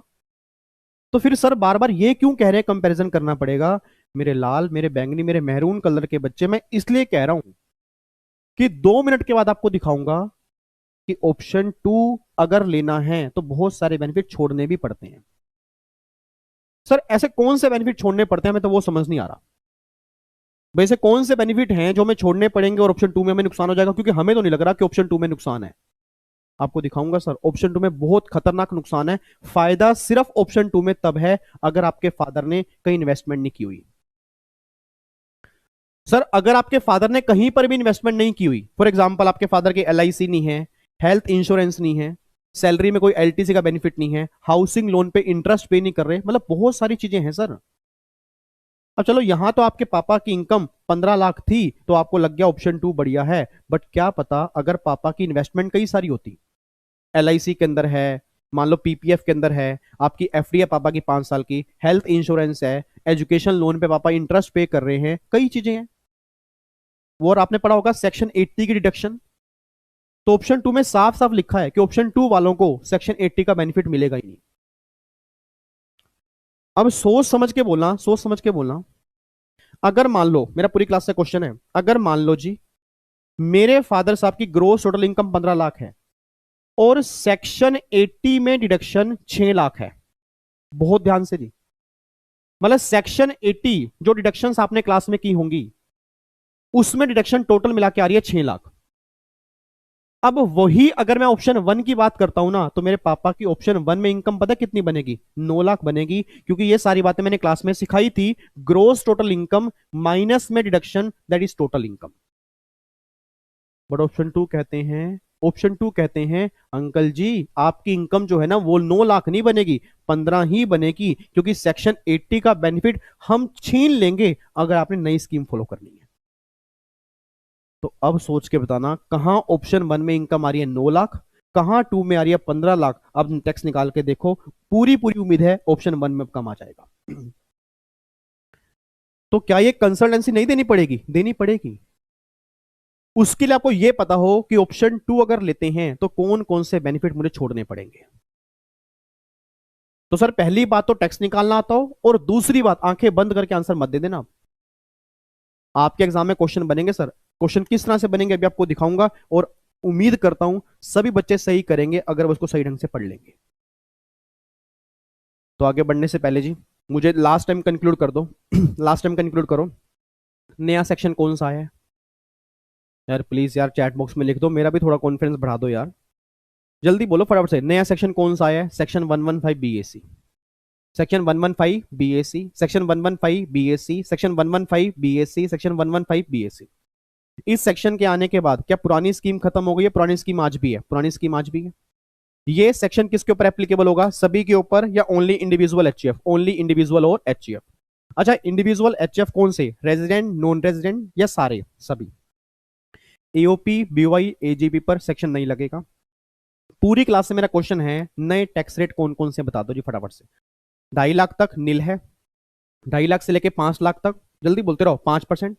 5 लाख से लेके 7.5 लाख तक 10%, 7.5 लाख से लेके 10 लाख तक 15%, फिर 10 लाख से लेके 12.5 लाख तक 20%, 12.5 लाख से लेके 15 लाख तक 25%, और अगर इनकम 15 लाख से ऊपर होगी तो 30%। ये सारी बातें नए स्लैब रेट के अंदर हैं। और कोई भी 3 लाख और 5 लाख का स्लैब रेट नहीं है। एएमटी एप्लीकेबल नहीं होगा अगर आप नई स्कीम फॉलो करते हो, बस ये बात ध्यान देना। बात समझ में आ रही है जी? अब हमें यह देखना है कि अगर मैं नई स्कीम लेता हूं तो कौन कौन से बेनिफिट मुझे छोड़ने पड़ेंगे। ठीक है, इधर देखना ध्यान से, इधर देखो। अब ये तो हो गए नए। अच्छा, सरचार्ज रेट सेम है, सरचार्ज सेम है, मतलब जो आपने पहले पढ़े वही सेम सरचार्ज रेट एप्लीकेबल है कि 50 लाख तक नील है, 50 लाख से ज्यादा 1 करोड़ तक 10%, फिर वही 15%, 25%, 37%, और वही यहां पे लिखा हुआ है कि जो ये हायर सरचार्ज रेट हैं, डिविडेंड की income, short term capital gain, long term capital gain और 115 एडी, इनके ऊपर एप्लीकेबल नहीं होंगे, बस ये पर ध्यान देना। ठीक है, आगे फिर वही एमआर वाला कॉन्सेप्ट है कि जहां सरचार्ज होगा वहां एमआर होगा, वही सेम बात यहां पर भी है। ठीक है, अच्छा फिर वही सेस यहां पे भी लगेगा और रिबेट यहां पे भी मिलेगी। मतलब ये मत सोचना रिबेट यहां पे नहीं है, रिबेट यहां पे भी है। इट मींस अगर इनकम 5 लाख तक है तो 12,500 की रिबेट आपको मिलेगी मिलेगी, अगर इनकम 5 लाख से ऊपर होगी तब रिबेट आपको नहीं मिलेगी। ये बात क्लियर हो गई जी? उसके बाद अब यहां पे ध्यान देना जी। अब मैं चाहता हूं अब पूरी क्लास यहां पे ध्यान दे, इसके बाद फिर हम प्रैक्टिकल क्वेश्चन करने स्टार्ट करेंगे, क्योंकि पहले अगर प्रोविजन ही क्लियर नहीं होंगे तो प्रैक्टिकल क्वेश्चन तो छोड़ दो। और पूरी की पूरी इस प्रोविजन के बाद ना अगली क्लास जो मेरी डिवोटेड होगी प्रैक्टिकल क्वेश्चन पे होगी। इतनी वैरायटीज के प्रैक्टिकल क्वेश्चन करा दूंगा, इतनी वैरायटीज के कि एग्जामिनर अगर मुश्किल से मुश्किल क्वेश्चन भी डालेगा ना, मैं कह रहा हूं कोई बच्चा गलत करे, मेरी फैमिली का बच्चा गलत नहीं करेगा। बस ये बात ध्यान देना जी। ठीक है, अब एक बार यहां पे ध्यान से पढ़ना जी, नोट नंबर 2 पढ़ना जी। नोट नंबर 2 क्या? नोट नंबर 2 है the option to pay tax at lower rates, the option to pay tax at lower rates shall be available only if, shall be available only if the total income of assessee is computed without claiming specified exemption or deduction। क्या कहना चाह रही हैं? मेरे हिसाब से तो ये कहना चाह रहे हैं कि ऑप्शन 2 ना ऐसे ही ले लो, ऑप्शन 2 ऐसे ही ले लो, कोई बेनिफिट नहीं छीनेंगे हम। सर सोच के बताओ ना क्या लिखा है, क्या ऑप्शन 2 ऐसे ही मिल जाएगा?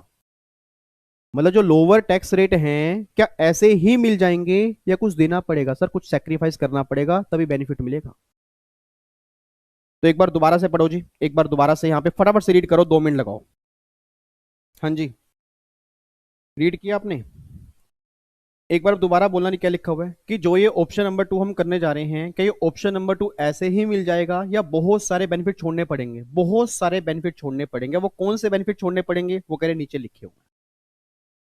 तो एक बार लास्ट टाइम पढ़ूंगा, मैं दोबारा बोल रहा हूँ सर, आपके दोस्त ऐसे होंगे जिनको पता है नई स्कीम आ गई, जिनको पता है बेनिफिट छोड़ने पड़ेंगे, उनको ये याद नहीं है कौन कौन से बेनिफिट छोड़ने पड़ेंगे। और सर अगर लिस्ट याद नहीं होगी ना, तो एग्जाम में क्वेश्चन अगर बनेगा तो वो क्या सोल्व करके आएंगे? फिर पता क्या होगा, फिर वही 40 45 नंबर या 35 नंबर पे अटक जाओगे।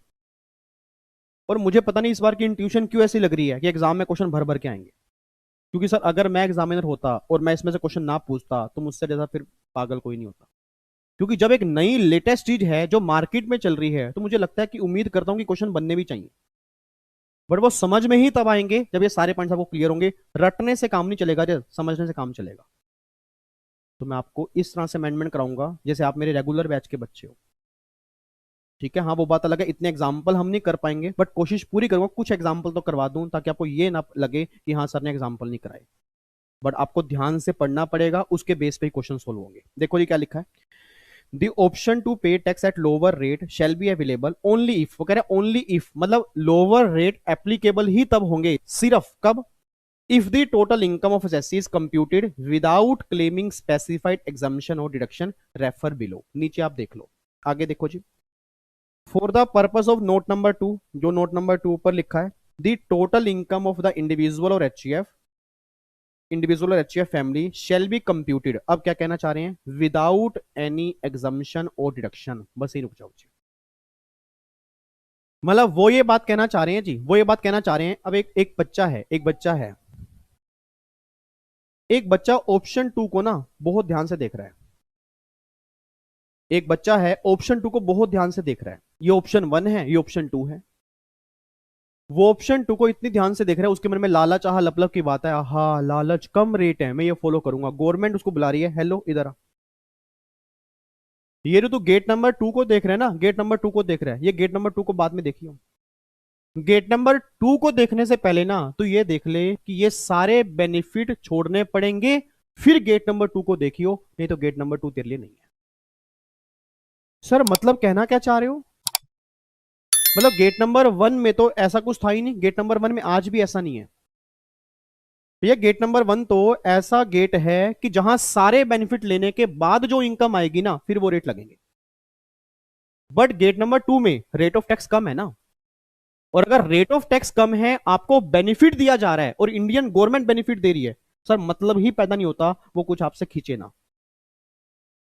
गवर्नमेंट पता कह रही है, इधर आओ, इधर आ, इधर आ। मैंने कहा हाँ जी इधर आ, ये बेनिफिट लेना है गेट नंबर 2। मैं कहा लेना है सर, रेट कम हो गए, मेरे को तो बहुत मजा आ रहा है, रेट कम हो गए, मैं तो पापा को बोलने जा रहा हूँ रेट कम हो गए पापा, नए रेट यूज कर लो। तो गवर्नमेंट कह रही सुन ले मेरी बात, ये जो नए रेट हैं ये मिलेंगे ही तब जब तो ये सारे बेनिफिट छोड़ेगा। अच्छा, तो मैंने गवर्नमेंट से पूछा, मैं कहा गवर्नमेंट गवर्नमेंट गवर्नमेंट ने कहा हाँ। मैंने कहा गवर्नमेंट तो क्या ये सारे बेनिफिट मैं जब मतलब मेरे पापा या मेरे रिलेटिव अगर नहीं लेंगे तब मुझे नए रेट दोगे? गवर्नमेंट ने कहा यस। तो जब भी तो अपने फादर की, रिलेटिव की, किसी की भी टोटल इनकम निकालेगा ना, उसकी टोटल इनकम निकालते हुए ये बेनिफिट गलती से माइनस मत कर दियो। तो सर ऐसे तो मुझे फिर सारी लिस्ट याद करनी पड़ेगी। आंसर इज यस, याद करनी पड़ेगी, क्योंकि अगर लिस्ट ही याद नहीं होगी आप टोटल इनकम किस तरह से निकाल के आओगे? सर ये तो बड़ा क्लेश मच गया। तो फिर ये लिस्ट कैसे याद करेंगे? मैं पूरी कोशिश करूंगा आपको मैं याद करवा दूं, नहीं तो एक रूम पे चिपका लेना ये नोट्स, एक डायग्राम बना के रूम पे चिपका लेना सर, क्योंकि अगर लिस्ट याद नहीं होगी तो आप समझ के जाना कि एग्जाम में आप क्वेश्चन सोल्व नहीं कर पाओगे, नहीं कर पाओगे सर क्वेश्चन सोल्व। ठीक है, कोशिश पूरी करूंगा आपको याद हो जाए, कोशिश पूरी करूंगा आपको यहीं पे याद हो जाए, बट फिर भी जब तक आप खुद रिवीजन नहीं करोगे तो याद नहीं होगी। आओ जी देखते हैं, चलो एक बार देख तो लें कौन कौन से बेनिफिट हैं। सबसे पहला गवर्नमेंट ने बोला जी, सेक्शन नंबर 10(5), तेरे को 10(5) का बेनिफिट नहीं मिलेगा, मतलब लीव ट्रेवल कंसेशन। याद आ रहा है कुछ सैलरी में एलटीसी का बेनिफिट मिलता है कि अगर इंडिया में कहीं पर भी घूमने के लिए जाओ, जो भी ट्रैवलिंग खर्चा होगा वो सारा एग्जम्प्ट होगा, एलटीसी का बेनिफिट मिलेगा। गवर्नमेंट ने कहा हेलो वो नहीं मिलेगा। मतलब जब तू अपनी सैलरी की इनकम निकालेगा, जब तू सैलरी की इनकम निकालेगा, एलटीसी उसमें से माइनस नहीं करेगा। सेकंड, फिर गवर्नमेंट ने बोला 1013 ने एचआरए, एचआरए का बेनिफिट गया जी। याद करो सेक्शन 1013 ने मेट्रो सिटी है 50%, अदर सिटी है 40%, एचआरए निकालते थे ना, वो कैलकुलेशन नहीं की जाएगी अगर तुम ऑप्शन 2 लेना चाहते हो। सर अगर मेरे फादर ऑप्शन 1 लेना चाहते हैं तो एलटीसी भी मिलेगा, एचआरए भी मिलेगा। और अगर ऑप्शन 2 लेना चाहते हैं, ना तो एलटीसी मिलेगा ना एचआरए मिलेगा। उसके बाद सेक्शन 1014, कमाल कर दिया सर लो लिखने वाले ने। याद आ रहा है सेक्शन 1014 में हमने अलाउंसेस किए थे टोटल 13, 6 अलग 7 अलग। याद करो डीटीसी में हम और यू, याद करो daily allowance, travelling allowance, convince allowance, helper allowance, academic allowance, uniform allowance.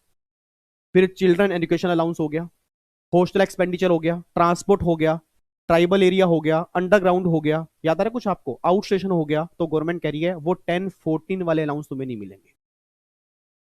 मतलब तुम्हें क्या लगा, तुम्हें क्या लगा, इतने खुश क्यों हो रहे हो तुम? भाई तुम्हें क्या लगा तुम्हें रेट ऐसे ही मिल जाएंगे क्या? तुमने हमें कोई पागल समझा हुआ है? ये जो रेट कम किए ना, ये लालच है कि हम तुम्हें अपने पास बुलाएं और जैसे ही तुम हमारे पास आओ हम थप्पड़ मार के तुम्हें वापस भेज दें। चलो चलो पहले ये सारे बेनिफिट छोड़ो, ये सारे बेनिफिट छोड़ो, उसके बाद जब तुम्हारी इनकम निकल के आएगी ना तब ये नई रेट यूज करना।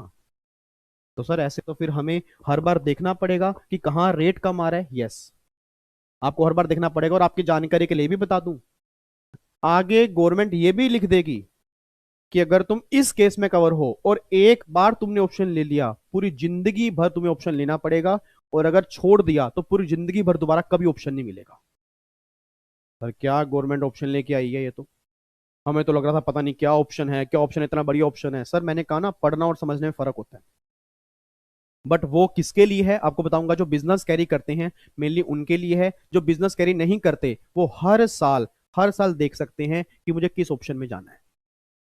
ठीक है, बट मैं दोबारा बोल रहा हूं, अगर आपके फादर साहब या रिलेटिव या कोई भी अगर ये बेनिफिट ले रहे हैं तो बेटर ये है वो ऑप्शन 1 में ही जाएं, क्योंकि ऑप्शन 2 वालों को ये बेनिफिट नहीं मिलेंगे। एक तो क्या नहीं मिलेगा, फटाफट से बोल दो, एलटीसी, एचआरए, 1014। बट 1014 में कुछ लिखा है, 1014 other than those as may be prescribe for this purpose. मतलब 1014 के अलाउंस नहीं मिलेंगे, इनको छोड़ के, मतलब ये वाले अलाउंस होंगे ना वो मिल जाएंगे। सर कौन से? एक तो ट्रांसपोर्ट अलाउंस हैंडीकैप के लिए, याद आ रहा है कुछ, 3200 पर मंथ, उनको मिल जाएगा। गवर्नमेंट कह रही हैंडीकैप है उसमें कोई दिक्कत नहीं, उनको दे दो। कन्वेंस अलाउंस मिल जाएगा, ट्रैवलिंग अलाउंस मिल जाएगा, डेली अलाउंस मिल जाएगा, ये 4 अलाउंस मिल जाएंगे। इसको छोड़ के 1040 में जो भी अलाउंस है, कौन कौन से? चिल्ड्रन एजुकेशन अलाउंस नहीं मिलेगा, हॉस्टल एक्सपेंडिचर अलाउंस नहीं मिलेगा, ट्राइबल एरिया अलाउंस नहीं मिलेगा, अंडरग्राउंड नहीं मिलेगा, यूनिफॉर्म अलाउंस नहीं मिलेगा। साहब नहीं मिलेगा जी। हाँ अगर ये 4 अलाउंस हैं तो अगर सेकंड ऑप्शन भी लोगे तो भी मिल जाएगा। इन चारों को छोड़ के कोई अलाउंस होंगे वो आपको नहीं मिलेंगे, ये बात ध्यान देना। अगर लेने हैं तो ऑप्शन 1 के पास जाओ, ऑप्शन 2 वालों को नहीं मिलेगा। उसके बाद क्या नहीं मिलेगा जी? सेक्शन 1017। ये 1017 क्या है? अलाउंस टू एमपी और एमएलए। एमपी और एमएलए को कुछ अलाउंस होते हैं, वो नहीं मिलेंगे उनको, मतलब जब वो अपनी इनकम निकालेंगे तो वो ये अलाउंस माइनस नहीं कर सकते। उसके बाद सेक्शन 1032, ये किसका है? याद करो, क्लबिंग ऑफ इनकम के चैप्टर में माइनर चाइल्ड की जब इनकम निकालते हो तो 1500 रुपए पर चाइल्ड एग्जाम्प्ट होता है। कई बच्चे से बाल नोच रहे हैं, कह रहे मैं मेरे नालायक मत पकड़ो, पता लगे हाथ में आज, आजकल वैसे ही बाल बहुत कमजोर हैं। कहीं ऐसा ना हो ना कि ऐसे खींचो कहो ये क्या हो गया, हाय भगवान, इससे बड़े तो अमेंडमेंट ही कर लेता मैं, मेरे हाथ में तो है, ये क्या हो गया? ऐसे मत करो, आसान है यार। आपको दिखाऊंगा जब मैं लास्ट, अभी तो आज हमारी क्लास में आज हम ये डिस्कस करेंगे, नेक्स्ट क्लास में क्वेश्चन भर भर के करेंगे, क्वेश्चन की प्रैक्टिस पूरी करेंगे, ताकि आपको इतनी जबरदस्त ब्लड टेस्ट भी करवा दूंगा ना तो भी अमेंडमेंट नंबर 1 बढ़िया होगी। टेंशन घबराने की बात नहीं है सर, पहले अभी समझते रहो चल क्या रहा है। ये चल क्या रहा है कि ये सारे बेनिफिट छोड़ने पड़ेंगे अगर ऑप्शन नंबर 2 लेते हो। कौन कौन से? पहला एलटीसी, एचआरए, 1014 छोड़ना पड़ेगा बट 4 अलाउंस मिल जाएंगे। अगला फिर 1017, फिर 1032 में कहता क्लबिंग ऑफ इनकम वाला, याद करो, माइनर चाइल्ड की इनकम जिस पेरेंट्स में क्लब होती है उसको 1500 रुपए पर चाइल्ड की एग्जाम्पशन मिलती है, तो वो भी छोड़नी पड़ेगी। उसके बाद 10AA बेनिफिट होता है, SCZ यूनिट्स होती हैं, जो SCZ यूनिट्स होती हैं उनको डिडक्शन मिलती हैं, वो छोड़नी पड़ेगी। उसके बाद सेक्शन 16, भाई साहब कमाल कर दिया जी। सेक्शन 16 किसका है? सैलरी में याद करो, इंटरनल डिडक्शन। सर वो तो मिलेगी ना। सर वो सैलरी वालों को तो जो मिलती है वो स्टैंडर्ड डिडक्शन 50,000 की, वो तो मिलेगी ना? नहीं मिलेगी सर, सेक्शन 16 लिखा है। मतलब सेक्शन 16 में जितने भी सब सेक्शन होंगे सब बाहर हो जाओ, सब बाहर।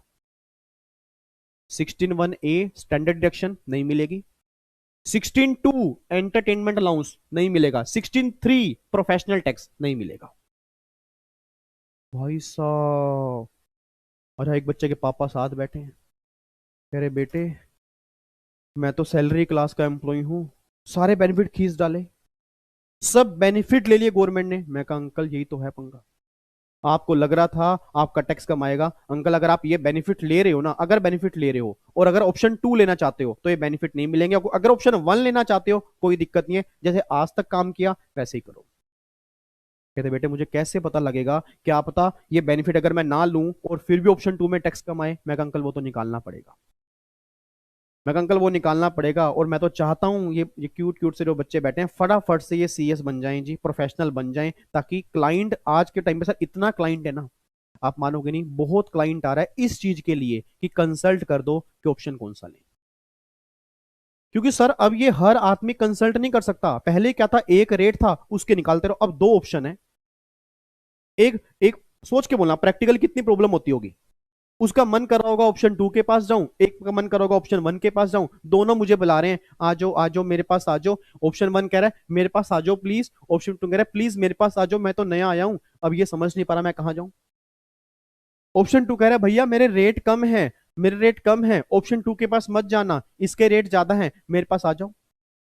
ऑप्शन 2 के पास फंसने के लिए आया, जैसे ही गया गवर्नमेंट ने गर्दन पकड़ ली, कह रहे आजा बेटा आजा, कह रहे सारे बेनिफिट छोड़ दे, ये सारे बेनिफिट छोड़ दे तब ऑप्शन 2 लेगा। मैंने कहा ये तो मुझे पहले पता ही नहीं था। गवर्नमेंट ने कहा पता तो इसलिए नहीं था ना, तूने ध्यान से पढ़ा नहीं था, तूने बस रेट देखे कि रेट कम है टैक्स कम आएगा, ये देखा नहीं कि सारे बेनिफिट छोड़ने पड़ेंगे।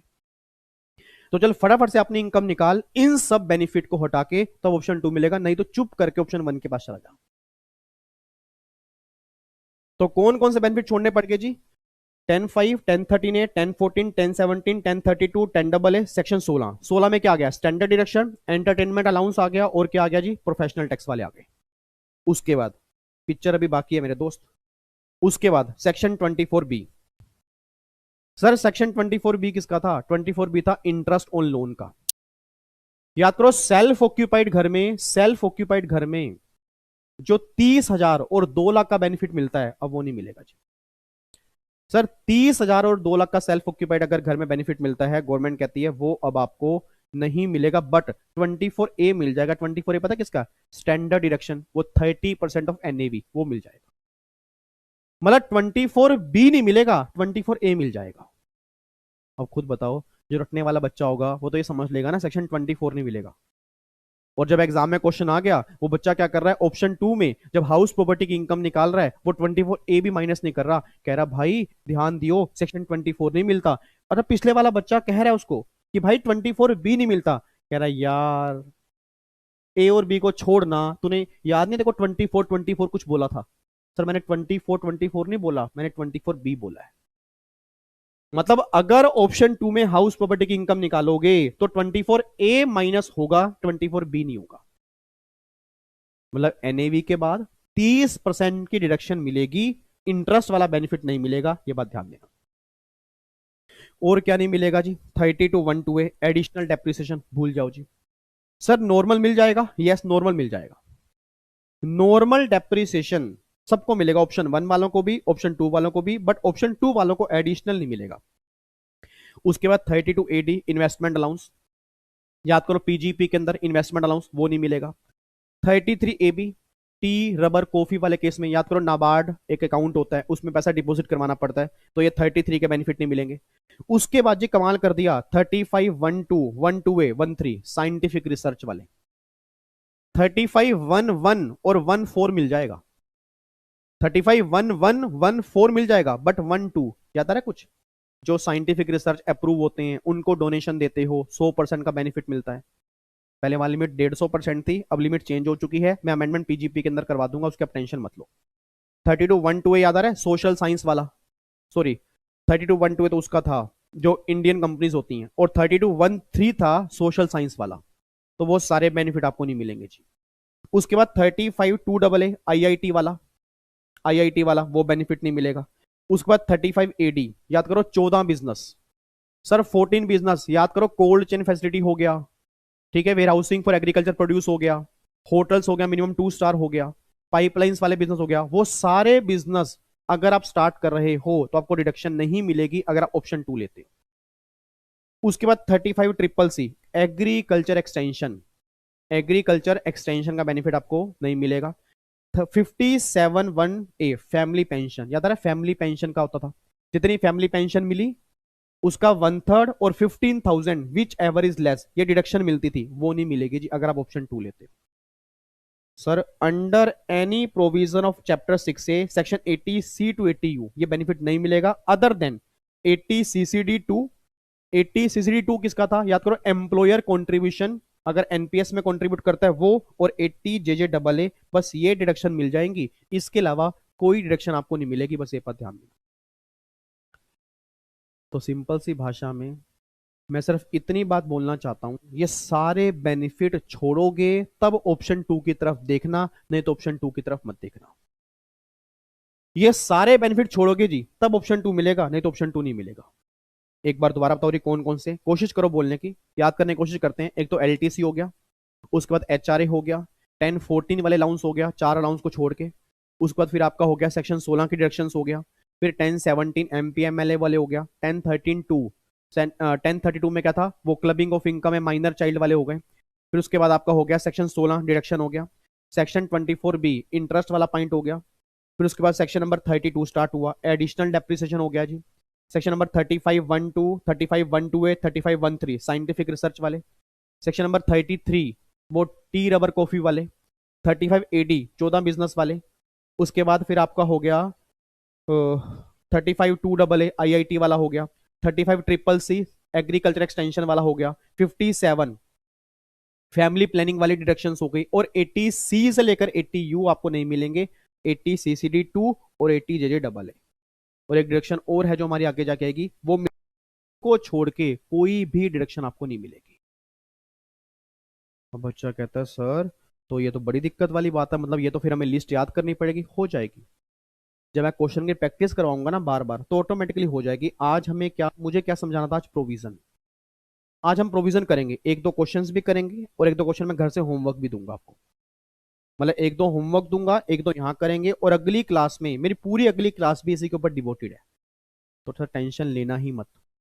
मैंने कहा ना अगर आपने रिस्पॉन्सिबिलिटी मुझे दे दी है तो भूल जाओ टैक्स की टेंशन। तो एक लेक्चर एक्स्ट्रा लगा दूंगा अमेंडमेंट क्लास के ऊपर, बट किसी बच्चे के मुंह से ये नहीं सुनने में आना चाहिए सर अमेंडमेंट में मजा नहीं आया। मैंने कहा ना एक लेक्चर एक्स्ट्रा लग जाएगा, मुझे कोई दिक्कत नहीं, टाइम मेरा लगेगा ना, आप भी तो टाइम मुझे दे रहे हो ना, आपका टाइम भी तो इंपॉर्टेंट है, मेरा टाइम अगर इंपॉर्टेंट है आपका भी इंपॉर्टेंट है। मैंने कहा दोनों मिलके चलेंगे तब जीतेंगे। बट आज मत घबराना कि सर ये पॉइंट समझ में नहीं आया, नेक्स्ट क्लास के एंड तक जब क्वेश्चन कंप्लीट होंगे ना फिर आप खुद ही मैसेज करोगे अब क्लियर हो गया सर। तो बिल्कुल घबराना मत, बिल्कुल घबराना मत। आप ये मुझे जरूर, अच्छा ये जरूर बता के जाना कि जितना आज हमने किया वो समझ में आया नहीं आया, ये चैट बॉक्स में जरूर लिख के जाना जब वीडियो खत्म हो जाएगी कि वो समझ में आया नहीं आया, ठीक है जी। और अगर कोई दिक्कत आई है तो बताना, नेक्स्ट क्लास में उसको और इंप्रूव करेंगे हम, क्योंकि सर अमेंडमेंट कॉम्प्लिकेटेड है, ये अमेंडमेंट रटने वाली नहीं है, समझने वाली है। चलो जी, अच्छा अब प्लीज ध्यान सुनना जी। अब अगर ये ऑप्शन 2 ले चुके हो, अगर ये ऑप्शन 2 ले चुके हो तो ये बेनिफिट तो छोड़ने ही पड़ेंगे, ये बेनिफिट तो छोड़ने ही पड़ेंगे। और नुकसान क्या होगा, और नुकसान ये होगा कि हाउस प्रॉपर्टी का लॉस, याद करो अभी तक हाउस प्रॉपर्टी का लॉस किसी भी हेड की किसी भी इनकम से खत्म कर सकते थे, दूसरे हेड की इनकम से खत्म करते थे 2 लाख तक, अगर आपको ध्यान आता हो। हाउस प्रॉपर्टी का लॉस सेट ऑफ कैसे करते थे, हाउस प्रॉपर्टी की इनकम से कितना भी, दूसरे हेड की इनकम से 2 लाख तक खत्म करते थे। गवर्नमेंट कहती है, हमारी बात भी अब सुन लो, अगर तुम ऑप्शन 2 लेना जा रहे हो तो हाउस प्रॉपर्टी का लॉस हाउस प्रॉपर्टी की ही इनकम से खत्म होगा, दूसरे हेड की इनकम भूल जाओ। सर वो 2 लाख तक, वो 2 लाख तक वो अगर लेना है तो ओल्ड स्कीम में जाओ, मतलब ओल्ड स्कीम में जाओगे तो 2 लाख की लिमिट आज भी है, अगर नई स्कीम में आना चाहते हो तो सेम हेड की इनकम से खत्म होगा, दूसरे हेड की इनकम से खत्म नहीं होगा। देखो मैंने यहाँ लिखा हुआ है, house property loss can be set of only with house property income. हाँ, पीजीपी का लॉस है उसको खत्म कर सकते हो एक्सेप्ट सैलरी, मतलब जो ओल्ड स्कीम में है वो न्यू स्कीम में है, बट हाउस प्रॉपर्टी वाले केस में चेंज आ गया। अगर ऑप्शन 1 लेते हो तो वहां दूसरे हेड की इनकम से 2 लाख तक कर सकते हो, ऑप्शन 2 लेते हो सिर्फ हाउस प्रॉपर्टी की इनकम से करोगे। ये चेंज आ गया जी। इसके ना मैं भी की नोट्स आपको लिखवा दूंगा, टेंशन मत लो। उसके बाद जी, अब यहां पे देखना जी, उसके बाद अब यहां पे देखना, अब गवर्नमेंट कहती है जी, अब गवर्नमेंट कहती है, अब प्लीज ध्यान सुनना, इधर देखो ध्यान से, मैं थोड़ा सा इमेजिन विजुलाइज करवाना चाहता हूँ। ये स्क्रीन थोड़ी सी बड़ी कर दूं, ये लो जी, अब प्लीज ध्यान सुनना, अब प्लीज ध्यान सुनना जी। मैं यहाँ पे खड़ा हूँ, मैं यहाँ पे खड़ा हूँ, ठीक है नहीं, मैं इंडिविजुअल हूँ जी, हेलो। बस 10-15 मिनट की और बात है यार, बच्चा सेशन छोड़ के जा रहा है, अच्छा नहीं लगता मुझे, मैंने पहले भी कहा था या तो बीच में चले जाओ या ऐसे मत जाओ यार, प्लीज ऐसे मत जाओ, कसम है, देखो मेरी कसम खा लो, प्लीज रुक जाओ। अच्छा बच्चा गुस्से में अगर डिसलाइक करके भाग रहा है ना, लायक, पाप लगेगा देख लेना फिर आपको, मतलब मेहनत पे पानी फेर के जाते हो आप। इधर देखो ध्यान से, मैं कह रहा हूँ 2 मिनट रुक जाओ, बच्चा कह रहा है गुस्से में आ जाऊंगा मैं, आप इधर सुना ध्यान से, चलो जो बच्चे बैठे हैं कम से कम वो तो इधर देखें। मैं एक इंडिविजुअल हूं, मैं एक इंडिविजुअल हूं, अब मेरे सामने क्या है, अब पूरी रिवीजन करते हैं जो भी तक हमने किया है। भाई सर अभी तक ना आज के अमेंडमेंट क्लास में ये समझ में आया कि इंडिविजुअल और एचएफ के सामने 2 गेट होंगे, एओपी बीवाई और एजीपी के सामने अब एक ही गेट होगा, तो हम बात कर रहे हैं इंडिविजुअल एचएफ की। मेरे सामने ये ऑप्शन 1 है, ये मेरे सामने ऑप्शन 2 है, ठीक है। ऑप्शन 1 वाले कह रहे हैं आ जाओ आ जाओ आ जाओ, ऑप्शन 2 वाले कह रहे हैं आ जाओ आ जाओ आ जाओ। मैंने कहा कहां आ जाओ, ऑप्शन 1, अभी ऑप्शन 1 बोलेगा, कह रहा मेरे पास आना है ना, कोई रिस्ट्रिक्शन नहीं है, मेरे पास आना है कोई रिस्ट्रिक्शन नहीं है। अच्छा ये कहना चाह रहा है मेरे पास आना है कोई रिस्ट्रिक्शन नहीं है, इसका मतलब क्या है यार, बोल दो यार। अब तो आप बोल सकते हो कि ऑप्शन 1 कह रहा है मेरे पास आ जाओ कोई रिस्ट्रिक्शन नहीं है, इसका मतलब कि सारी डिडक्शंस मिलेंगी, सारे बेनिफिट मिलेंगे, तुम्हें कोई दिक्कत नहीं आएगी, जैसे तुम आज तक काम करते थे वैसे ही इनकम निकालो, बस टैक्स रेट मेरे वही रहेंगे, टैक्स रेट कम की बात मत करना। ये तो हो गया ऑप्शन 1, सिंपल सादा इंसान है, टेंशन लेता नहीं है, कहता सब कुछ मिल जाएगा बस रेट मेरे वही रहेंगे। अब ऑप्शन 2 कह रहा है, कह रहा भैया इसके पास मत जाना, ये पुराना हो गया मैं नया आया हूं, कह रहा ये पुराना हो गया मैं नया आया हूं। तो मैंने कहा भाई तेरे पास अगर आऊंगा, तेरे रेट ऑफ टैक्स तो कम है, कहीं ऐसा तो नहीं है कि तू पीछे कुछ छुपा के बैठा अपने, कि मैं तेरे पास दौड़ा दौड़ा हूं कि रेट ऑफ टैक्स कम है कम है कम है, और तू कहे तो मेरे को धक्का मार के बाहर निकाल दे। पहले निकलो यहां से, पहले ये बताओ कंडीशन सेटिस्फाइड है या नहीं है। अब जब मैंने ऑप्शन 2 से क्वेश्चन पूछा, ऑप्शन 2 टेंशन में आ गया, कह रहा बताऊं ना बताऊं, आने दूं फिर बताऊं, करूं तो करूं क्या। एक बच्चा कह रहा है सर ऐसे मत करो, अच्छे कर्म नहीं होते, आप बता ही दो। मैं कहा चलो ठीक है तुम्हारी बात मान लेता हूँ, सच सच ही बोल देता हूँ। मैंने बोला देखो भैया, वैसे ये तो हो गए पुराने, मैं हूं नया, मेरे में टैक्स रेट कम है, मेरे में टैक्स रेट कम है, बट ये जो कम टैक्स रेट जो आपको दिख रहे हैं ना, ये ऐसे नहीं मिलेंगे आपको। अब ये इंडिविजुअल कह रहा है वही तो मैं कहूं, इंडियन गवर्नमेंट ऐसे बेनिफिट दे दे वो तो मुझे भी नहीं पता, बताओ अब तुम्हारे पास आने के लिए क्या करना पड़ेगा। अब ऑप्शन 2, हेलो इधर देखो ध्यान से, एक बच्चा ऐसे कर रहा है, इतनी देर ऐसे कर रहा है, और मुझे पता क्या लग रहा है, उसको सारा कुछ समझ में आ रहा है, मुझे नहीं पता नालायक सो रहा है। सोने के लिए आए हो क्या क्लास में, सर अभी तो शाम हुई है, अभी क्या दिक्कत है, अभी कोई 11-12 थोड़ा बज गए हैं, उठाओ इसको, उठाओ नालायक को, उठाओ इसको। इतनी बोरिंग क्लास तो नहीं चल रही मेरी, ऐसा तो मैं कोई लोरी नहीं सुना रहा, ये तो कोई लोरी वाली बात भी नहीं, मेरी आवाज भी इतनी तीखी है कि कान में चुभती होगी आपको, नालायक बच्चा। इधर देखो ध्यान से, बेकार की बातें मत करो। हाँ ऑप्शन 2 की बात सुनो, ऑप्शन 2 क्या कह रहा है, ऑप्शन 2 कह रहा है भैया कि जो ये कम रेट है ना ये आपको मिल जाएंगे, बट उसके लिए आपको अगर मेरे पास आना है तो ये लिस्ट है, ये लिस्ट एक बार पढ़ लेना। जब मैंने वो लिस्ट पढ़ी तो इतनी लंबी चौड़ी लिस्ट थी। मैंने कहा इतनी लंबी चौड़ी लिस्ट है, इसका मतलब क्या है, कि मतलब ये वाले बेनिफिट मैं ले सकता हूं, मतलब इतने सारे बेनिफिट तो मैं ले सकता हूं ना। ऑप्शन 2 कह रहा है हेलो, ये सारे बेनिफिट छोड़ दो, ये सारे बेनिफिट छोड़ दो, तब मेरे पास आओ, अगर ये सारे बेनिफिट लेने हैं तो जाओ फिर पुराने वाले पास ही जाओ, फिर मेरे पास मत आना। मेरे पास समझ पा रहे हो कहना क्या चाह रहा है ऑप्शन 2, ऑप्शन 2 कह रहा है ये सारे बेनिफिट अगर तुम लेते हो फिर तुम इनकम निकालते हो, फिर ऑप्शन वन के पास जाओ। अगर तुम इन बेनिफिट का इफेक्ट लिए बिना, हाँ जी, अगर तुम इन बेनिफिट का इफेक्ट लिए बिना फिर इनकम निकालोगे, उस इनकम पे रेट कम लगेंगे, क्या पता तुम्हारा कम रेट टैक्स से आ जाए, मतलब कम टैक्स आ जाए, क्या पता ऑप्शन टू तुम्हारे लिए बढ़िया हो। मैं कहा फिर तो मुझे देखना पड़ेगा ना। उसने कहा यस। उसने कहा भाई वो तुम्हें देखना पड़ेगा। तुम एक बार ऐसा कर लो, ये सारे बेनिफिट लेके इनकम निकाल लो, ऑप्शन वन यूज कर लो। फिर ये सारे बेनिफिट छोड़ के फिर इनकम निकाल लो, ऑप्शन टू चूज कर लो। जहां टैक्स कमाए हमारे पास आ जाओ, कोई ओब्लिगेशन नहीं है, तुम्हारे पास ऑप्शन है। ठीक है जी। अच्छा, ऑप्शन वन कहता भाई एक बात और सुनना, ये बेनिफिट तो छोड़ने पड़ेंगे। दूसरी बात, ये मुझे दिख रहा है तुम्हारा हाउस प्रॉपर्टी का लॉस। ये हाउस प्रॉपर्टी का लॉस जो है, ये हाउस प्रॉपर्टी की इनकम से ही खत्म होगा। मैं कहा भाई तुम्हें लोन नहीं आता क्या? हमें विवेक सर ने क्लास में करवाया था कि हाउस प्रॉपर्टी का लॉस दूसरे हेड की भी इनकम से खत्म हो जाता है और 2 लाख तक होता है।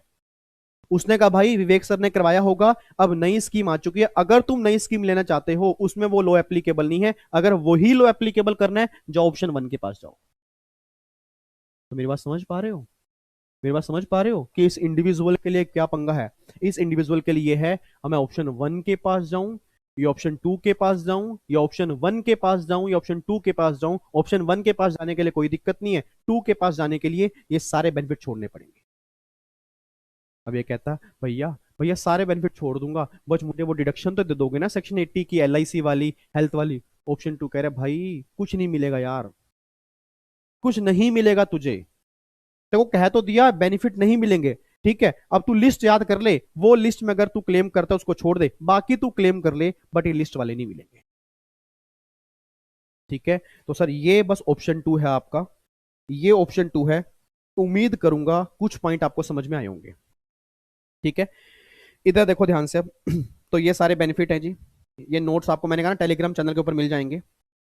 ठीक है, उधर देखो अब ध्यान से। अच्छा अब यहां पे आ जाओ, अब यहां पे आओ, अब यहाँ पे ध्यान से पढ़ना जी। अब ये लास्ट पॉइंट है आज की क्लास का, फिर मैं एक दो क्वेश्चन कराऊंगा, उसके बाद हम क्लास पैकअप कर देंगे। और अमेंडमेंट क्लास जो कि ध्यान रखना 1 से 1.5 घंटे तक हमारी चलेगी। ठीक है, क्योंकि सर मैंने कहा ना 15-15 मिनट में खत्म भी करवा दूंगा। वो पता क्या होगा, आपको लगेगा कि अमेंडमेंट हो गई, बट होगा कुछ भी नहीं उसके अंदर, फिर होगा कुछ भी नहीं, फिर आप मुझे ही ब्लेम दोगे यार विवेक सर ने ना इस बार अमेंडमेंट दिल से नहीं कराई। और आपको मेरा पता है सर, जब तक मेरे दिल से सेटिस्फेक्शन नहीं होगी मैं जान नहीं छोड़ता आपकी। ये मेरी कमी, मेरे खुद की ही कमी है। मुझे पता है कई बच्चे बिना देख भाग चुके हैं कि इतनी डिटेल में कौन करेगा। सर मेरे दिल की सेटिस्फेक्शन नहीं है ना, और उनको अभी नहीं पता, एग्जाम के बाद फिर वो यही अमेंडमेंट क्लास देखेंगे, उन्हें लगेगा नहीं यार देख लेनी चाहिए थी। इधर सुना ध्यान से, इधर सुनना। अब यहां पे बस लास्ट मैटर है। अब सबसे बड़ी प्रॉब्लम ये है, अब ये कहता है, ये सोच रहा है, ये सोच रहा है, कह रहा अगर मान लो मैं ऑप्शन टू ले भी लूं, एक बार लेके देख लेते हैं भाई, इस बार मेरा ऑप्शन टू में टैक्स कम आ रहा है, तो एक बार लेके देख, इस बार ऑप्शन टू ले लेते हैं, अगली बार अगर ऑप्शन वन में आएगा तो ऑप्शन वन ले लेंगे, फिर टू ले लेंगे, फिर वन ले लेंगे, फिर टू ले लेंगे, फिर वन ले लेंगे, फिर टू ले लेंगे, फिर वन ले लेंगे, जहां कम आएगा वहां लेते रहेंगे, हर साल यही काम करते रहेंगे। गवर्नमेंट ने कहा भैया हमारी बात भी सुन लो पहले, ये कोई मजाक नहीं चल रहा कि भैया हाँ तुम्हारे सामने ऑप्शन वन है, ऑप्शन टू है, तुम ऑप्शन वन के पास आए, फिर अगले साल ऑप्शन टू के पास चले गए, फिर ऑप्शन टू के पास वापिस आए, फिर वन के पास चले गए, वन से वापिस आए, टू के पास चले गए। भैया क्या कर रहे हो? ये नहीं चलेगा यहाँ पे। ये चलेगा, ये चल जाएगा, बट तब चलेगा अगर तुम बिजनेस प्रोफेशन कैरी नहीं कर रहे। अगर तुम बिजनेस प्रोफेशन कैरी कर रहे हो तो ये मजाक नहीं चलेगा। तुम पहले ही देख लो भैया, पहले टैक्स निकाल लो और अभी डिसाइड कर लो, अभी फ्यूचर भी अभी डिसाइड कर लो, फ्यूचर भी अभी डिसाइड कर लो तुम्हें आगे क्या करना है। और ये बात मैं नहीं कह रहा सर, ये बात लो में लिखी है, आपको मैं दिखा देता हूं। ये देखो ये यहाँ पे क्या लिखा है, ध्यान से पढ़ना। Nothing contain in this section, bare law की लैंग्वेज है, सिंपल लैंग्वेज में मैंने लिखा हुआ है, वो भी आपको पढ़ा दूंगा। Nothing contain in this section shall apply unless option is exercise, मतलब पहले आपको ऑप्शन एक्सरसाइज करना पड़ेगा। ठीक है, तब तक ये आपको ऑप्शन खुद नहीं मिलेगा। अगर खुद की बात करोगे तो ऑप्शन वन है, अगर आप बोलोगे कि मुझे ऑप्शन टू लेना है तो आपको बताना पड़ेगा इन द प्रिस्क्राइब मैनर। कैसे बताना पड़ेगा? Having income from business profession, अगर आपकी पीजीपी की इनकम है, on or before the due date specified under sub section 1 of section 139, मतलब रिटर्न की ड्यू डेट जब रिटर्न फाइल करोगे उस दिन या उससे पहले आपको बताना पड़ेगा कि मैं जो है ऑप्शन टू लेना चाहता हूं, जो ऑप्शन वन नहीं लेना चाहता। अब आगे, such option once exercise shall apply to subsequent assessment. मतलब जिंदगी के साथ भी और जिंदगी के बाद भी। अगर तुम बिजनेस प्रोफेशन वाले हो, मैं अपना एग्जांपल ले रहा हूं जी, मैं प्रोफेशन कैरी करता हूं, अगर मैंने गलती से भी गलती कर ली ऑप्शन नंबर 2 लेने की, इसलिए कि इस बार टैक्स कम आ रहा है, चलो लाइफ टाइम, चलो लाइफ टाइम जी, चलो लाइफ टाइम, चलो देखो आपके सामने है। बट हाँ, एक मौका मिलेगा बाहर आने का, आपको दिखाऊंगा कब मिलेगा। Having income other than the income referred in close one. आपकी इनकम है पीजीपी को छोड़ के, एक बच्चा कहता है मेरे पापा की सैलरी की इनकम है, मेरे पापा की हाउस प्रॉपर्टी की इनकम है, मेरे पापा की अदर सोर्स की इनकम है, कैपिटल गेन की इनकम है, पापा क्लोज 2 में आएंगे। सर मेरे फादर बिजनेस प्रोफेशन कैरी कर रहे हैं, पापा क्लोज 1 में आएंगे। सर पापा बिजनेस भी कैरी कर रहे हैं और दूसरी इनकम भी है, तो फिर पापा फिर 1 में ही आएंगे सर, क्योंकि बिजनेस कैरी कर रहे हैं। या तो ऑप्शन 1 ले ले, अगर ऑप्शन 2 ले लेंगे तो इनकम तो इकट्ठी निकलती है ना, उसमें बिजनेस की इनकम भी तो आ गई ना, अगर बिजनेस की इनकम आ गई तो ऑप्शन 1 की बात हो गई। Having income other than income refer to in clause 1 along with return of income furnished under 139(1) और for a previous year और relevant to assessment year। मतलब आपको फिर जब भी रिटर्न फाइल करोगे हर साल, उससे पहले आपको बताना पड़ेगा आप किस बेस पे टैक्स निकालना चाह रहे हो। तो मतलब यहां पे ऐसा नहीं है कि अगर एक बार ऑप्शन ले लिया तो हर साल मिलेगा, ऐसा नहीं है। बिजनेस ऐसा बिजनेस वाले केस में क्यों किया, क्योंकि सर मेजर इनकम आज बिजनेस की होती है, आज मेजर कंप्लाइंस बिजनेस के होते हैं, आज ब्लैक मनी बिजनेस के अंदर चलती है, बुक्स ऑफ अकाउंट्स बिजनेस में होते हैं, नॉर्मली ऑडिट बिजनेसमैन का होता है। तो गवर्नमेंट कह रही यहां मजाक नहीं चलेगा। तुम सैलरी वाले हो, तुम्हारा टीडीएस कट के आता होगा, तुम क्या प्लानिंग करोगे? हाउस प्रॉपर्टी की इनकम कितनी होती है, अदर सोर्स की इनकम कितनी होती है, कैपिटल गेन में भी टीडीएस का लो लग जाता है, तुम क्या प्लानिंग करोगे? तो भैया उन केस में प्लानिंग पॉसिबल नहीं है जितनी बिजनेस वाले केस में है। तो बिजनेस में मजाक बर्दाश्त नहीं है, बाकी सब चीज में तुम हर साल बता देना हमें। देखो आगे क्या लिखा है, provided that the option under clause 1 मतलब पीजीपी वाला once exercise for any previous year can be withdraw only once for a previous year. एक बार आप विड्रॉ कर सकते हो कभी भी, other than the year in which it was exercise and thereafter the person shall never be eligible to exercise option under this section except where such person cease to have any income from PGP. मतलब समझ पा रहे हो, समझ पा रहे हो?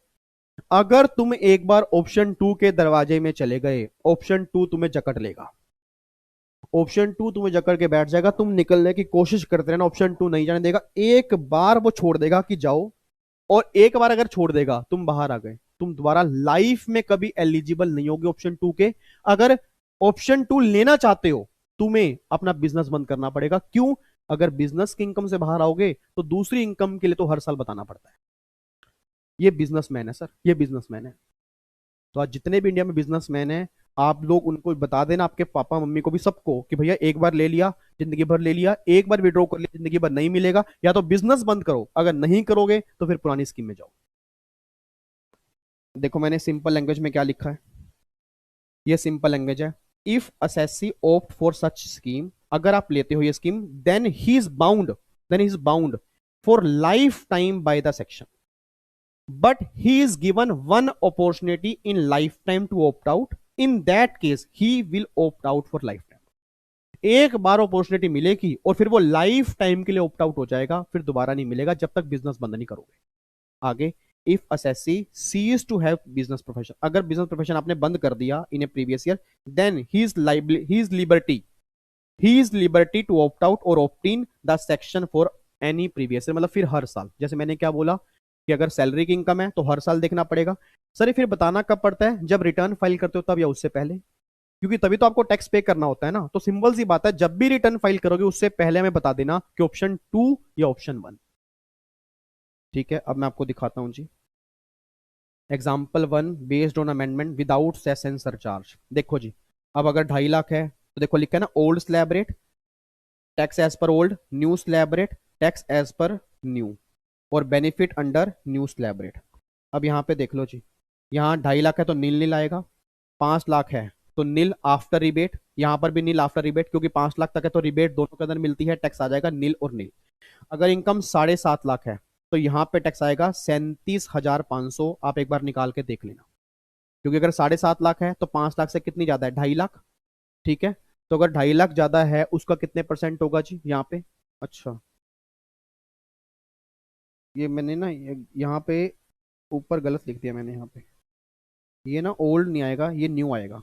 ये तो न्यू रेट है ना, और यहाँ पे ओल्ड आएगा, ये ओल्ड आएगा, ये सही कर लेना जी। ठीक है। हाँ अब यहाँ पे देखना जी, अब न्यू से हमारा, न्यू तो हमारा 10% लगेगा तो 37,500, बट ओल्ड में लग जाएगा 20, क्योंकि पहले 20 था ना, तो 62,500, 25,000 रुपए का बेनिफिट हो गया न्यू के अंदर। ऐसे देखो 8 लाख अगर इनकम है तो 15% लगेगा तो 45,000। अब ये 8 लाख का 15% मत लगा देना गलती से। सर ये 8 लाख का 15% गलती से मत लगा देना। 8 लाख का लगेगा, 7.5 लाख से जितनी ज्यादा है, कितनी ज्यादा है, 50,000, उसका तो 15%, और फिर बैलेंस 2.5 लाख का 10%, तो आपके टैक्स आएगा 45,000 विदाउट सेस। और अगर नई ओल्ड की बात करूंगा तो 70 to 500 आपको इतना बेनिफिट मिलेगा। ऐसे देखो 10 लाख पे 15% अगर 75 आएगा, या 1,12,500, 37,500 का बेनिफिट हो गया। ऐसे 12 लाख पे 20% हो गया, यहाँ 30% हो गया, 62,500 आ गया। फिर 15 लाख पे 81,500, 2,62,500, 75,000 पे का आपको बेनिफिट मिलेगा। और अगर 50 लाख की इनकम है तो भी मतलब 75,000 का मैक्सिमम बेनिफिट मिलेगा अगर आप नई स्कीम लेते हो। बट वो भी तब अगर कोई डिडक्शन नहीं है, कोई बेनिफिट नहीं है, तब जाके। मतलब नई स्कीम ना मेनली उनके लिए बेनिफिशियल है जो वो सब बेनिफिट नहीं लेते, और अगर वो बेनिफिट लेते हैं फिर उन्हें देखना पड़ेगा, फिर देखना पड़ेगा। ठीक है। और ये नई स्कीम में टैक्स निकालना तो आ गया ना सर, सेम जो ओल्ड, जैसे ओल्ड स्कीम में निकालते थे वैसे ही नई स्कीम में निकालना है, बस आपके रेट चेंज हो चुके हैं। जैसे आप ओल्ड स्कीम में निकालते थे, ओल्ड स्कीम में निकालना आता है, सेम नई स्कीम में निकलेगा, रेट आपके चेंज हो चुके हैं। ठीक है। तो ये एग्जाम्पल एक बार आपने देखना है जी, आपकी स्क्रीन पर है, एक बार इसको निकाल के देख लेना, कहीं भी कोई दिक्कत आएगी आपने मुझे बताना है जी।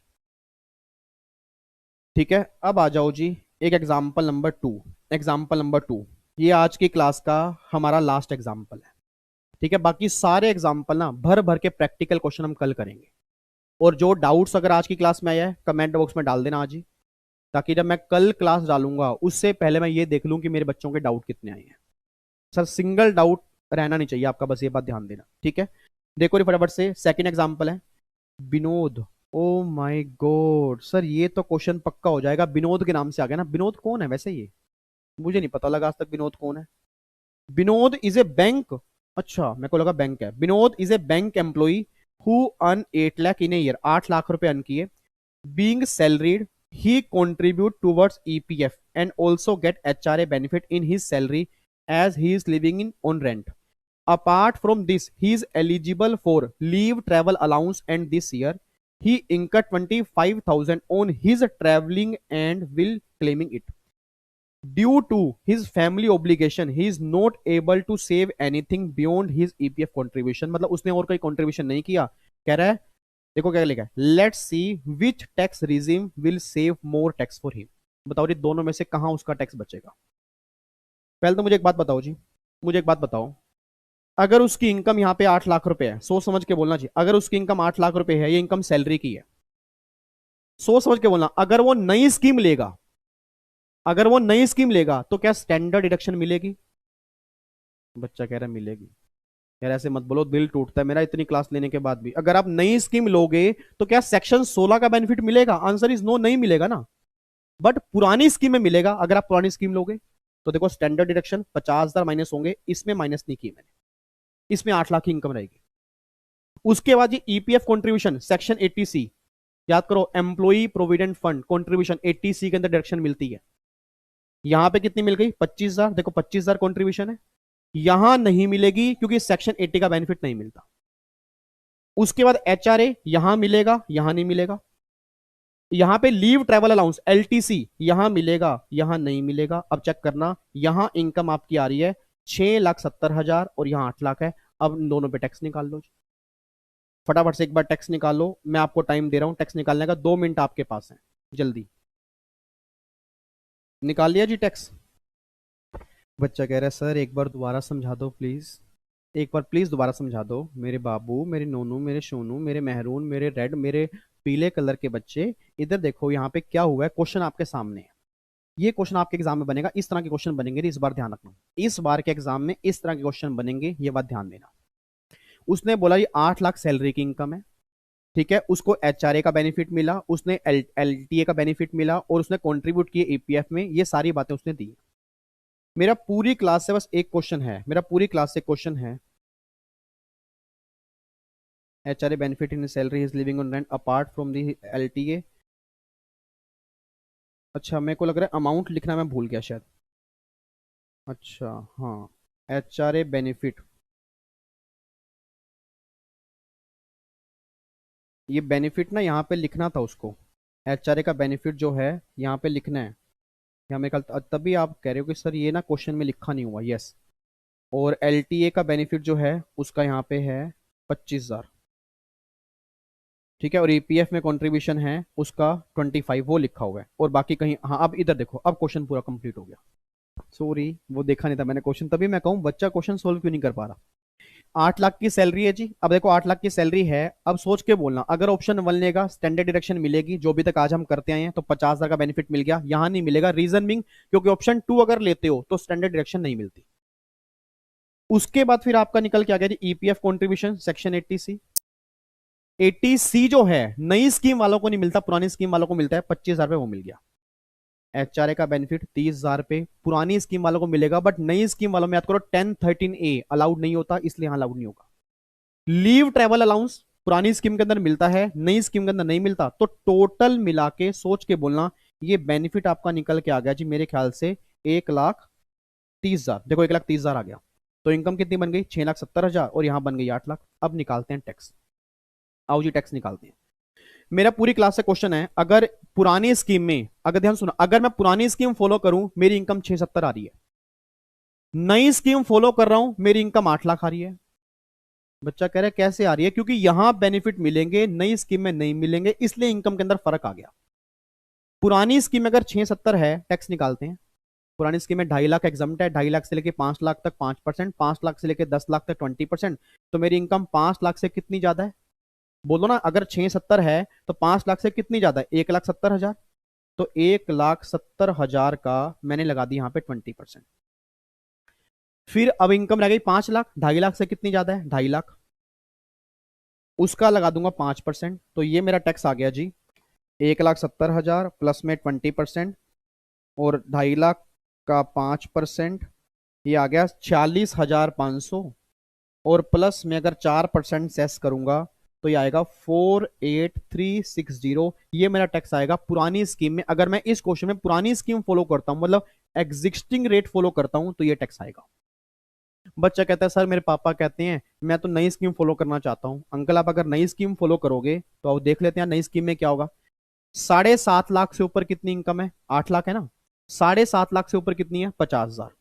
तो 50,000 का आप लगा दोगे 7.5 लाख, तो 2.5 लाख तक नील, 2.5 से लेके 5, 5%, 5 से लेके 7.5, 10%, 7.5 से लेके 10 लाख तक 15%। तो 50,000 का आप लगा दोगे 15%। फिर आ गए 7.5 लाख। अब 5 लाख से कितने ज्यादा हो गए? 2.5 लाख, उसका लगा दोगे आप 10%। ठीक है, अब रह गए आपके 2.5 लाख, उसका लगा दोगे 5%। तो अगर आपके फादर का टैक्स निकालें नई स्कीम से, तो ये टैक्स आएगा जी 45,000। ये टैक्स आएगा 45,000। 45,000 में 4% अगर मैं सेस लगाता हूं तो आएगा 46,800। अब सोच के बोलना, नहीं सोच समझ के बोलना, अगर मेरे फादर या आपके रिलेटिव नई स्कीम फॉलो कर रहे हैं तो 46,800 टैक्स आ रहा है।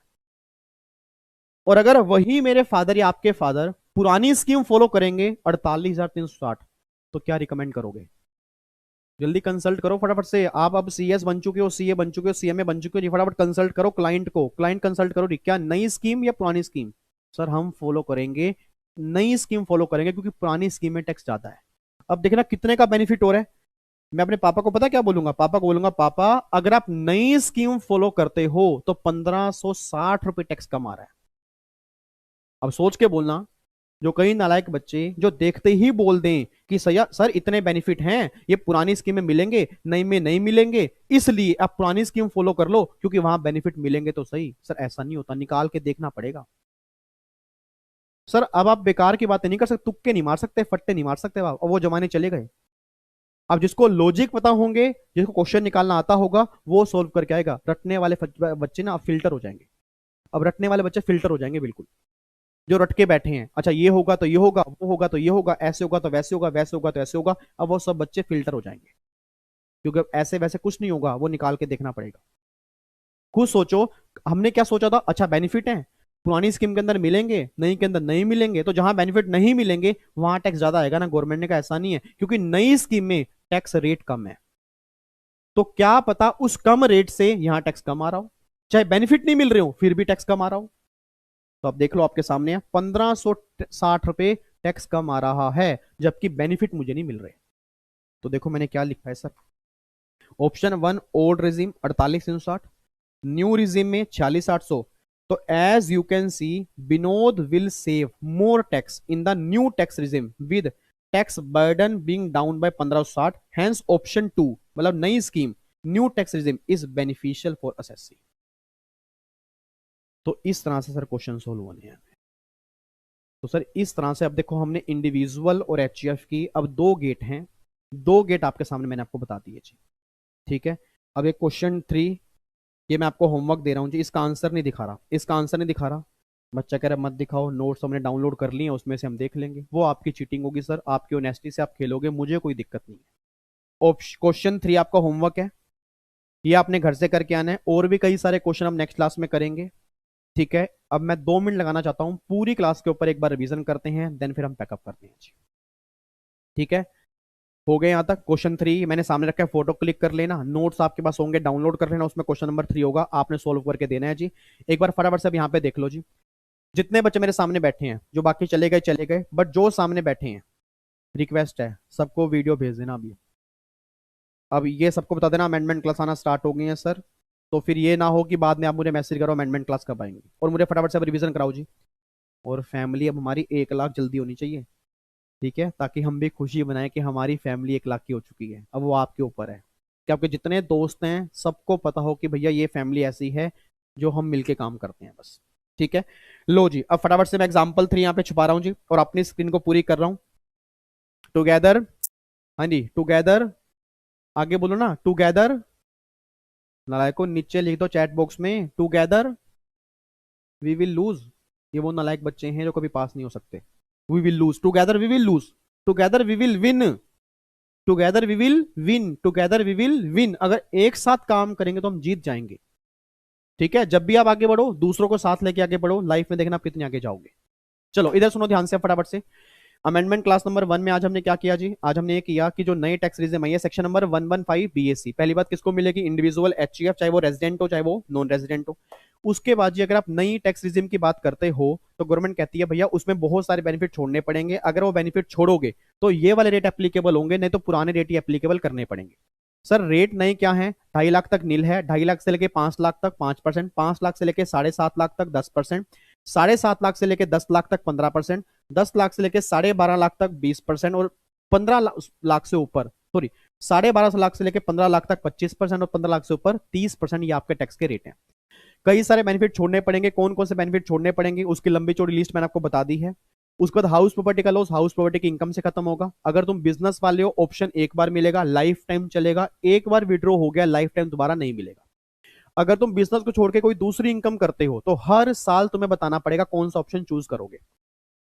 बट जब भी कोई क्लाइंट आएगा, उसकी इनकम होगी, बेनिफिट्स होंगे, तो दोनों ऑप्शन से निकाल के देखना, जहां टैक्स कम आएगा वही ऑप्शन आपको देना पड़ेगा। ये सारी बातें हमने की हैं। और एक बात और, नई स्कीम में कोई रेजिडेंट नहीं, कोई नॉन रेजिडेंट नहीं, कोई सीनियर सिटीजन नहीं, कोई सुपर सीनियर सिटीजन नहीं, हर केस में रेट ऑफ टैक्स आपके सेम होंगे, रिबेट भी मिलेगी, सरचार्ज सेम होंगे, एमआर मिलेगा।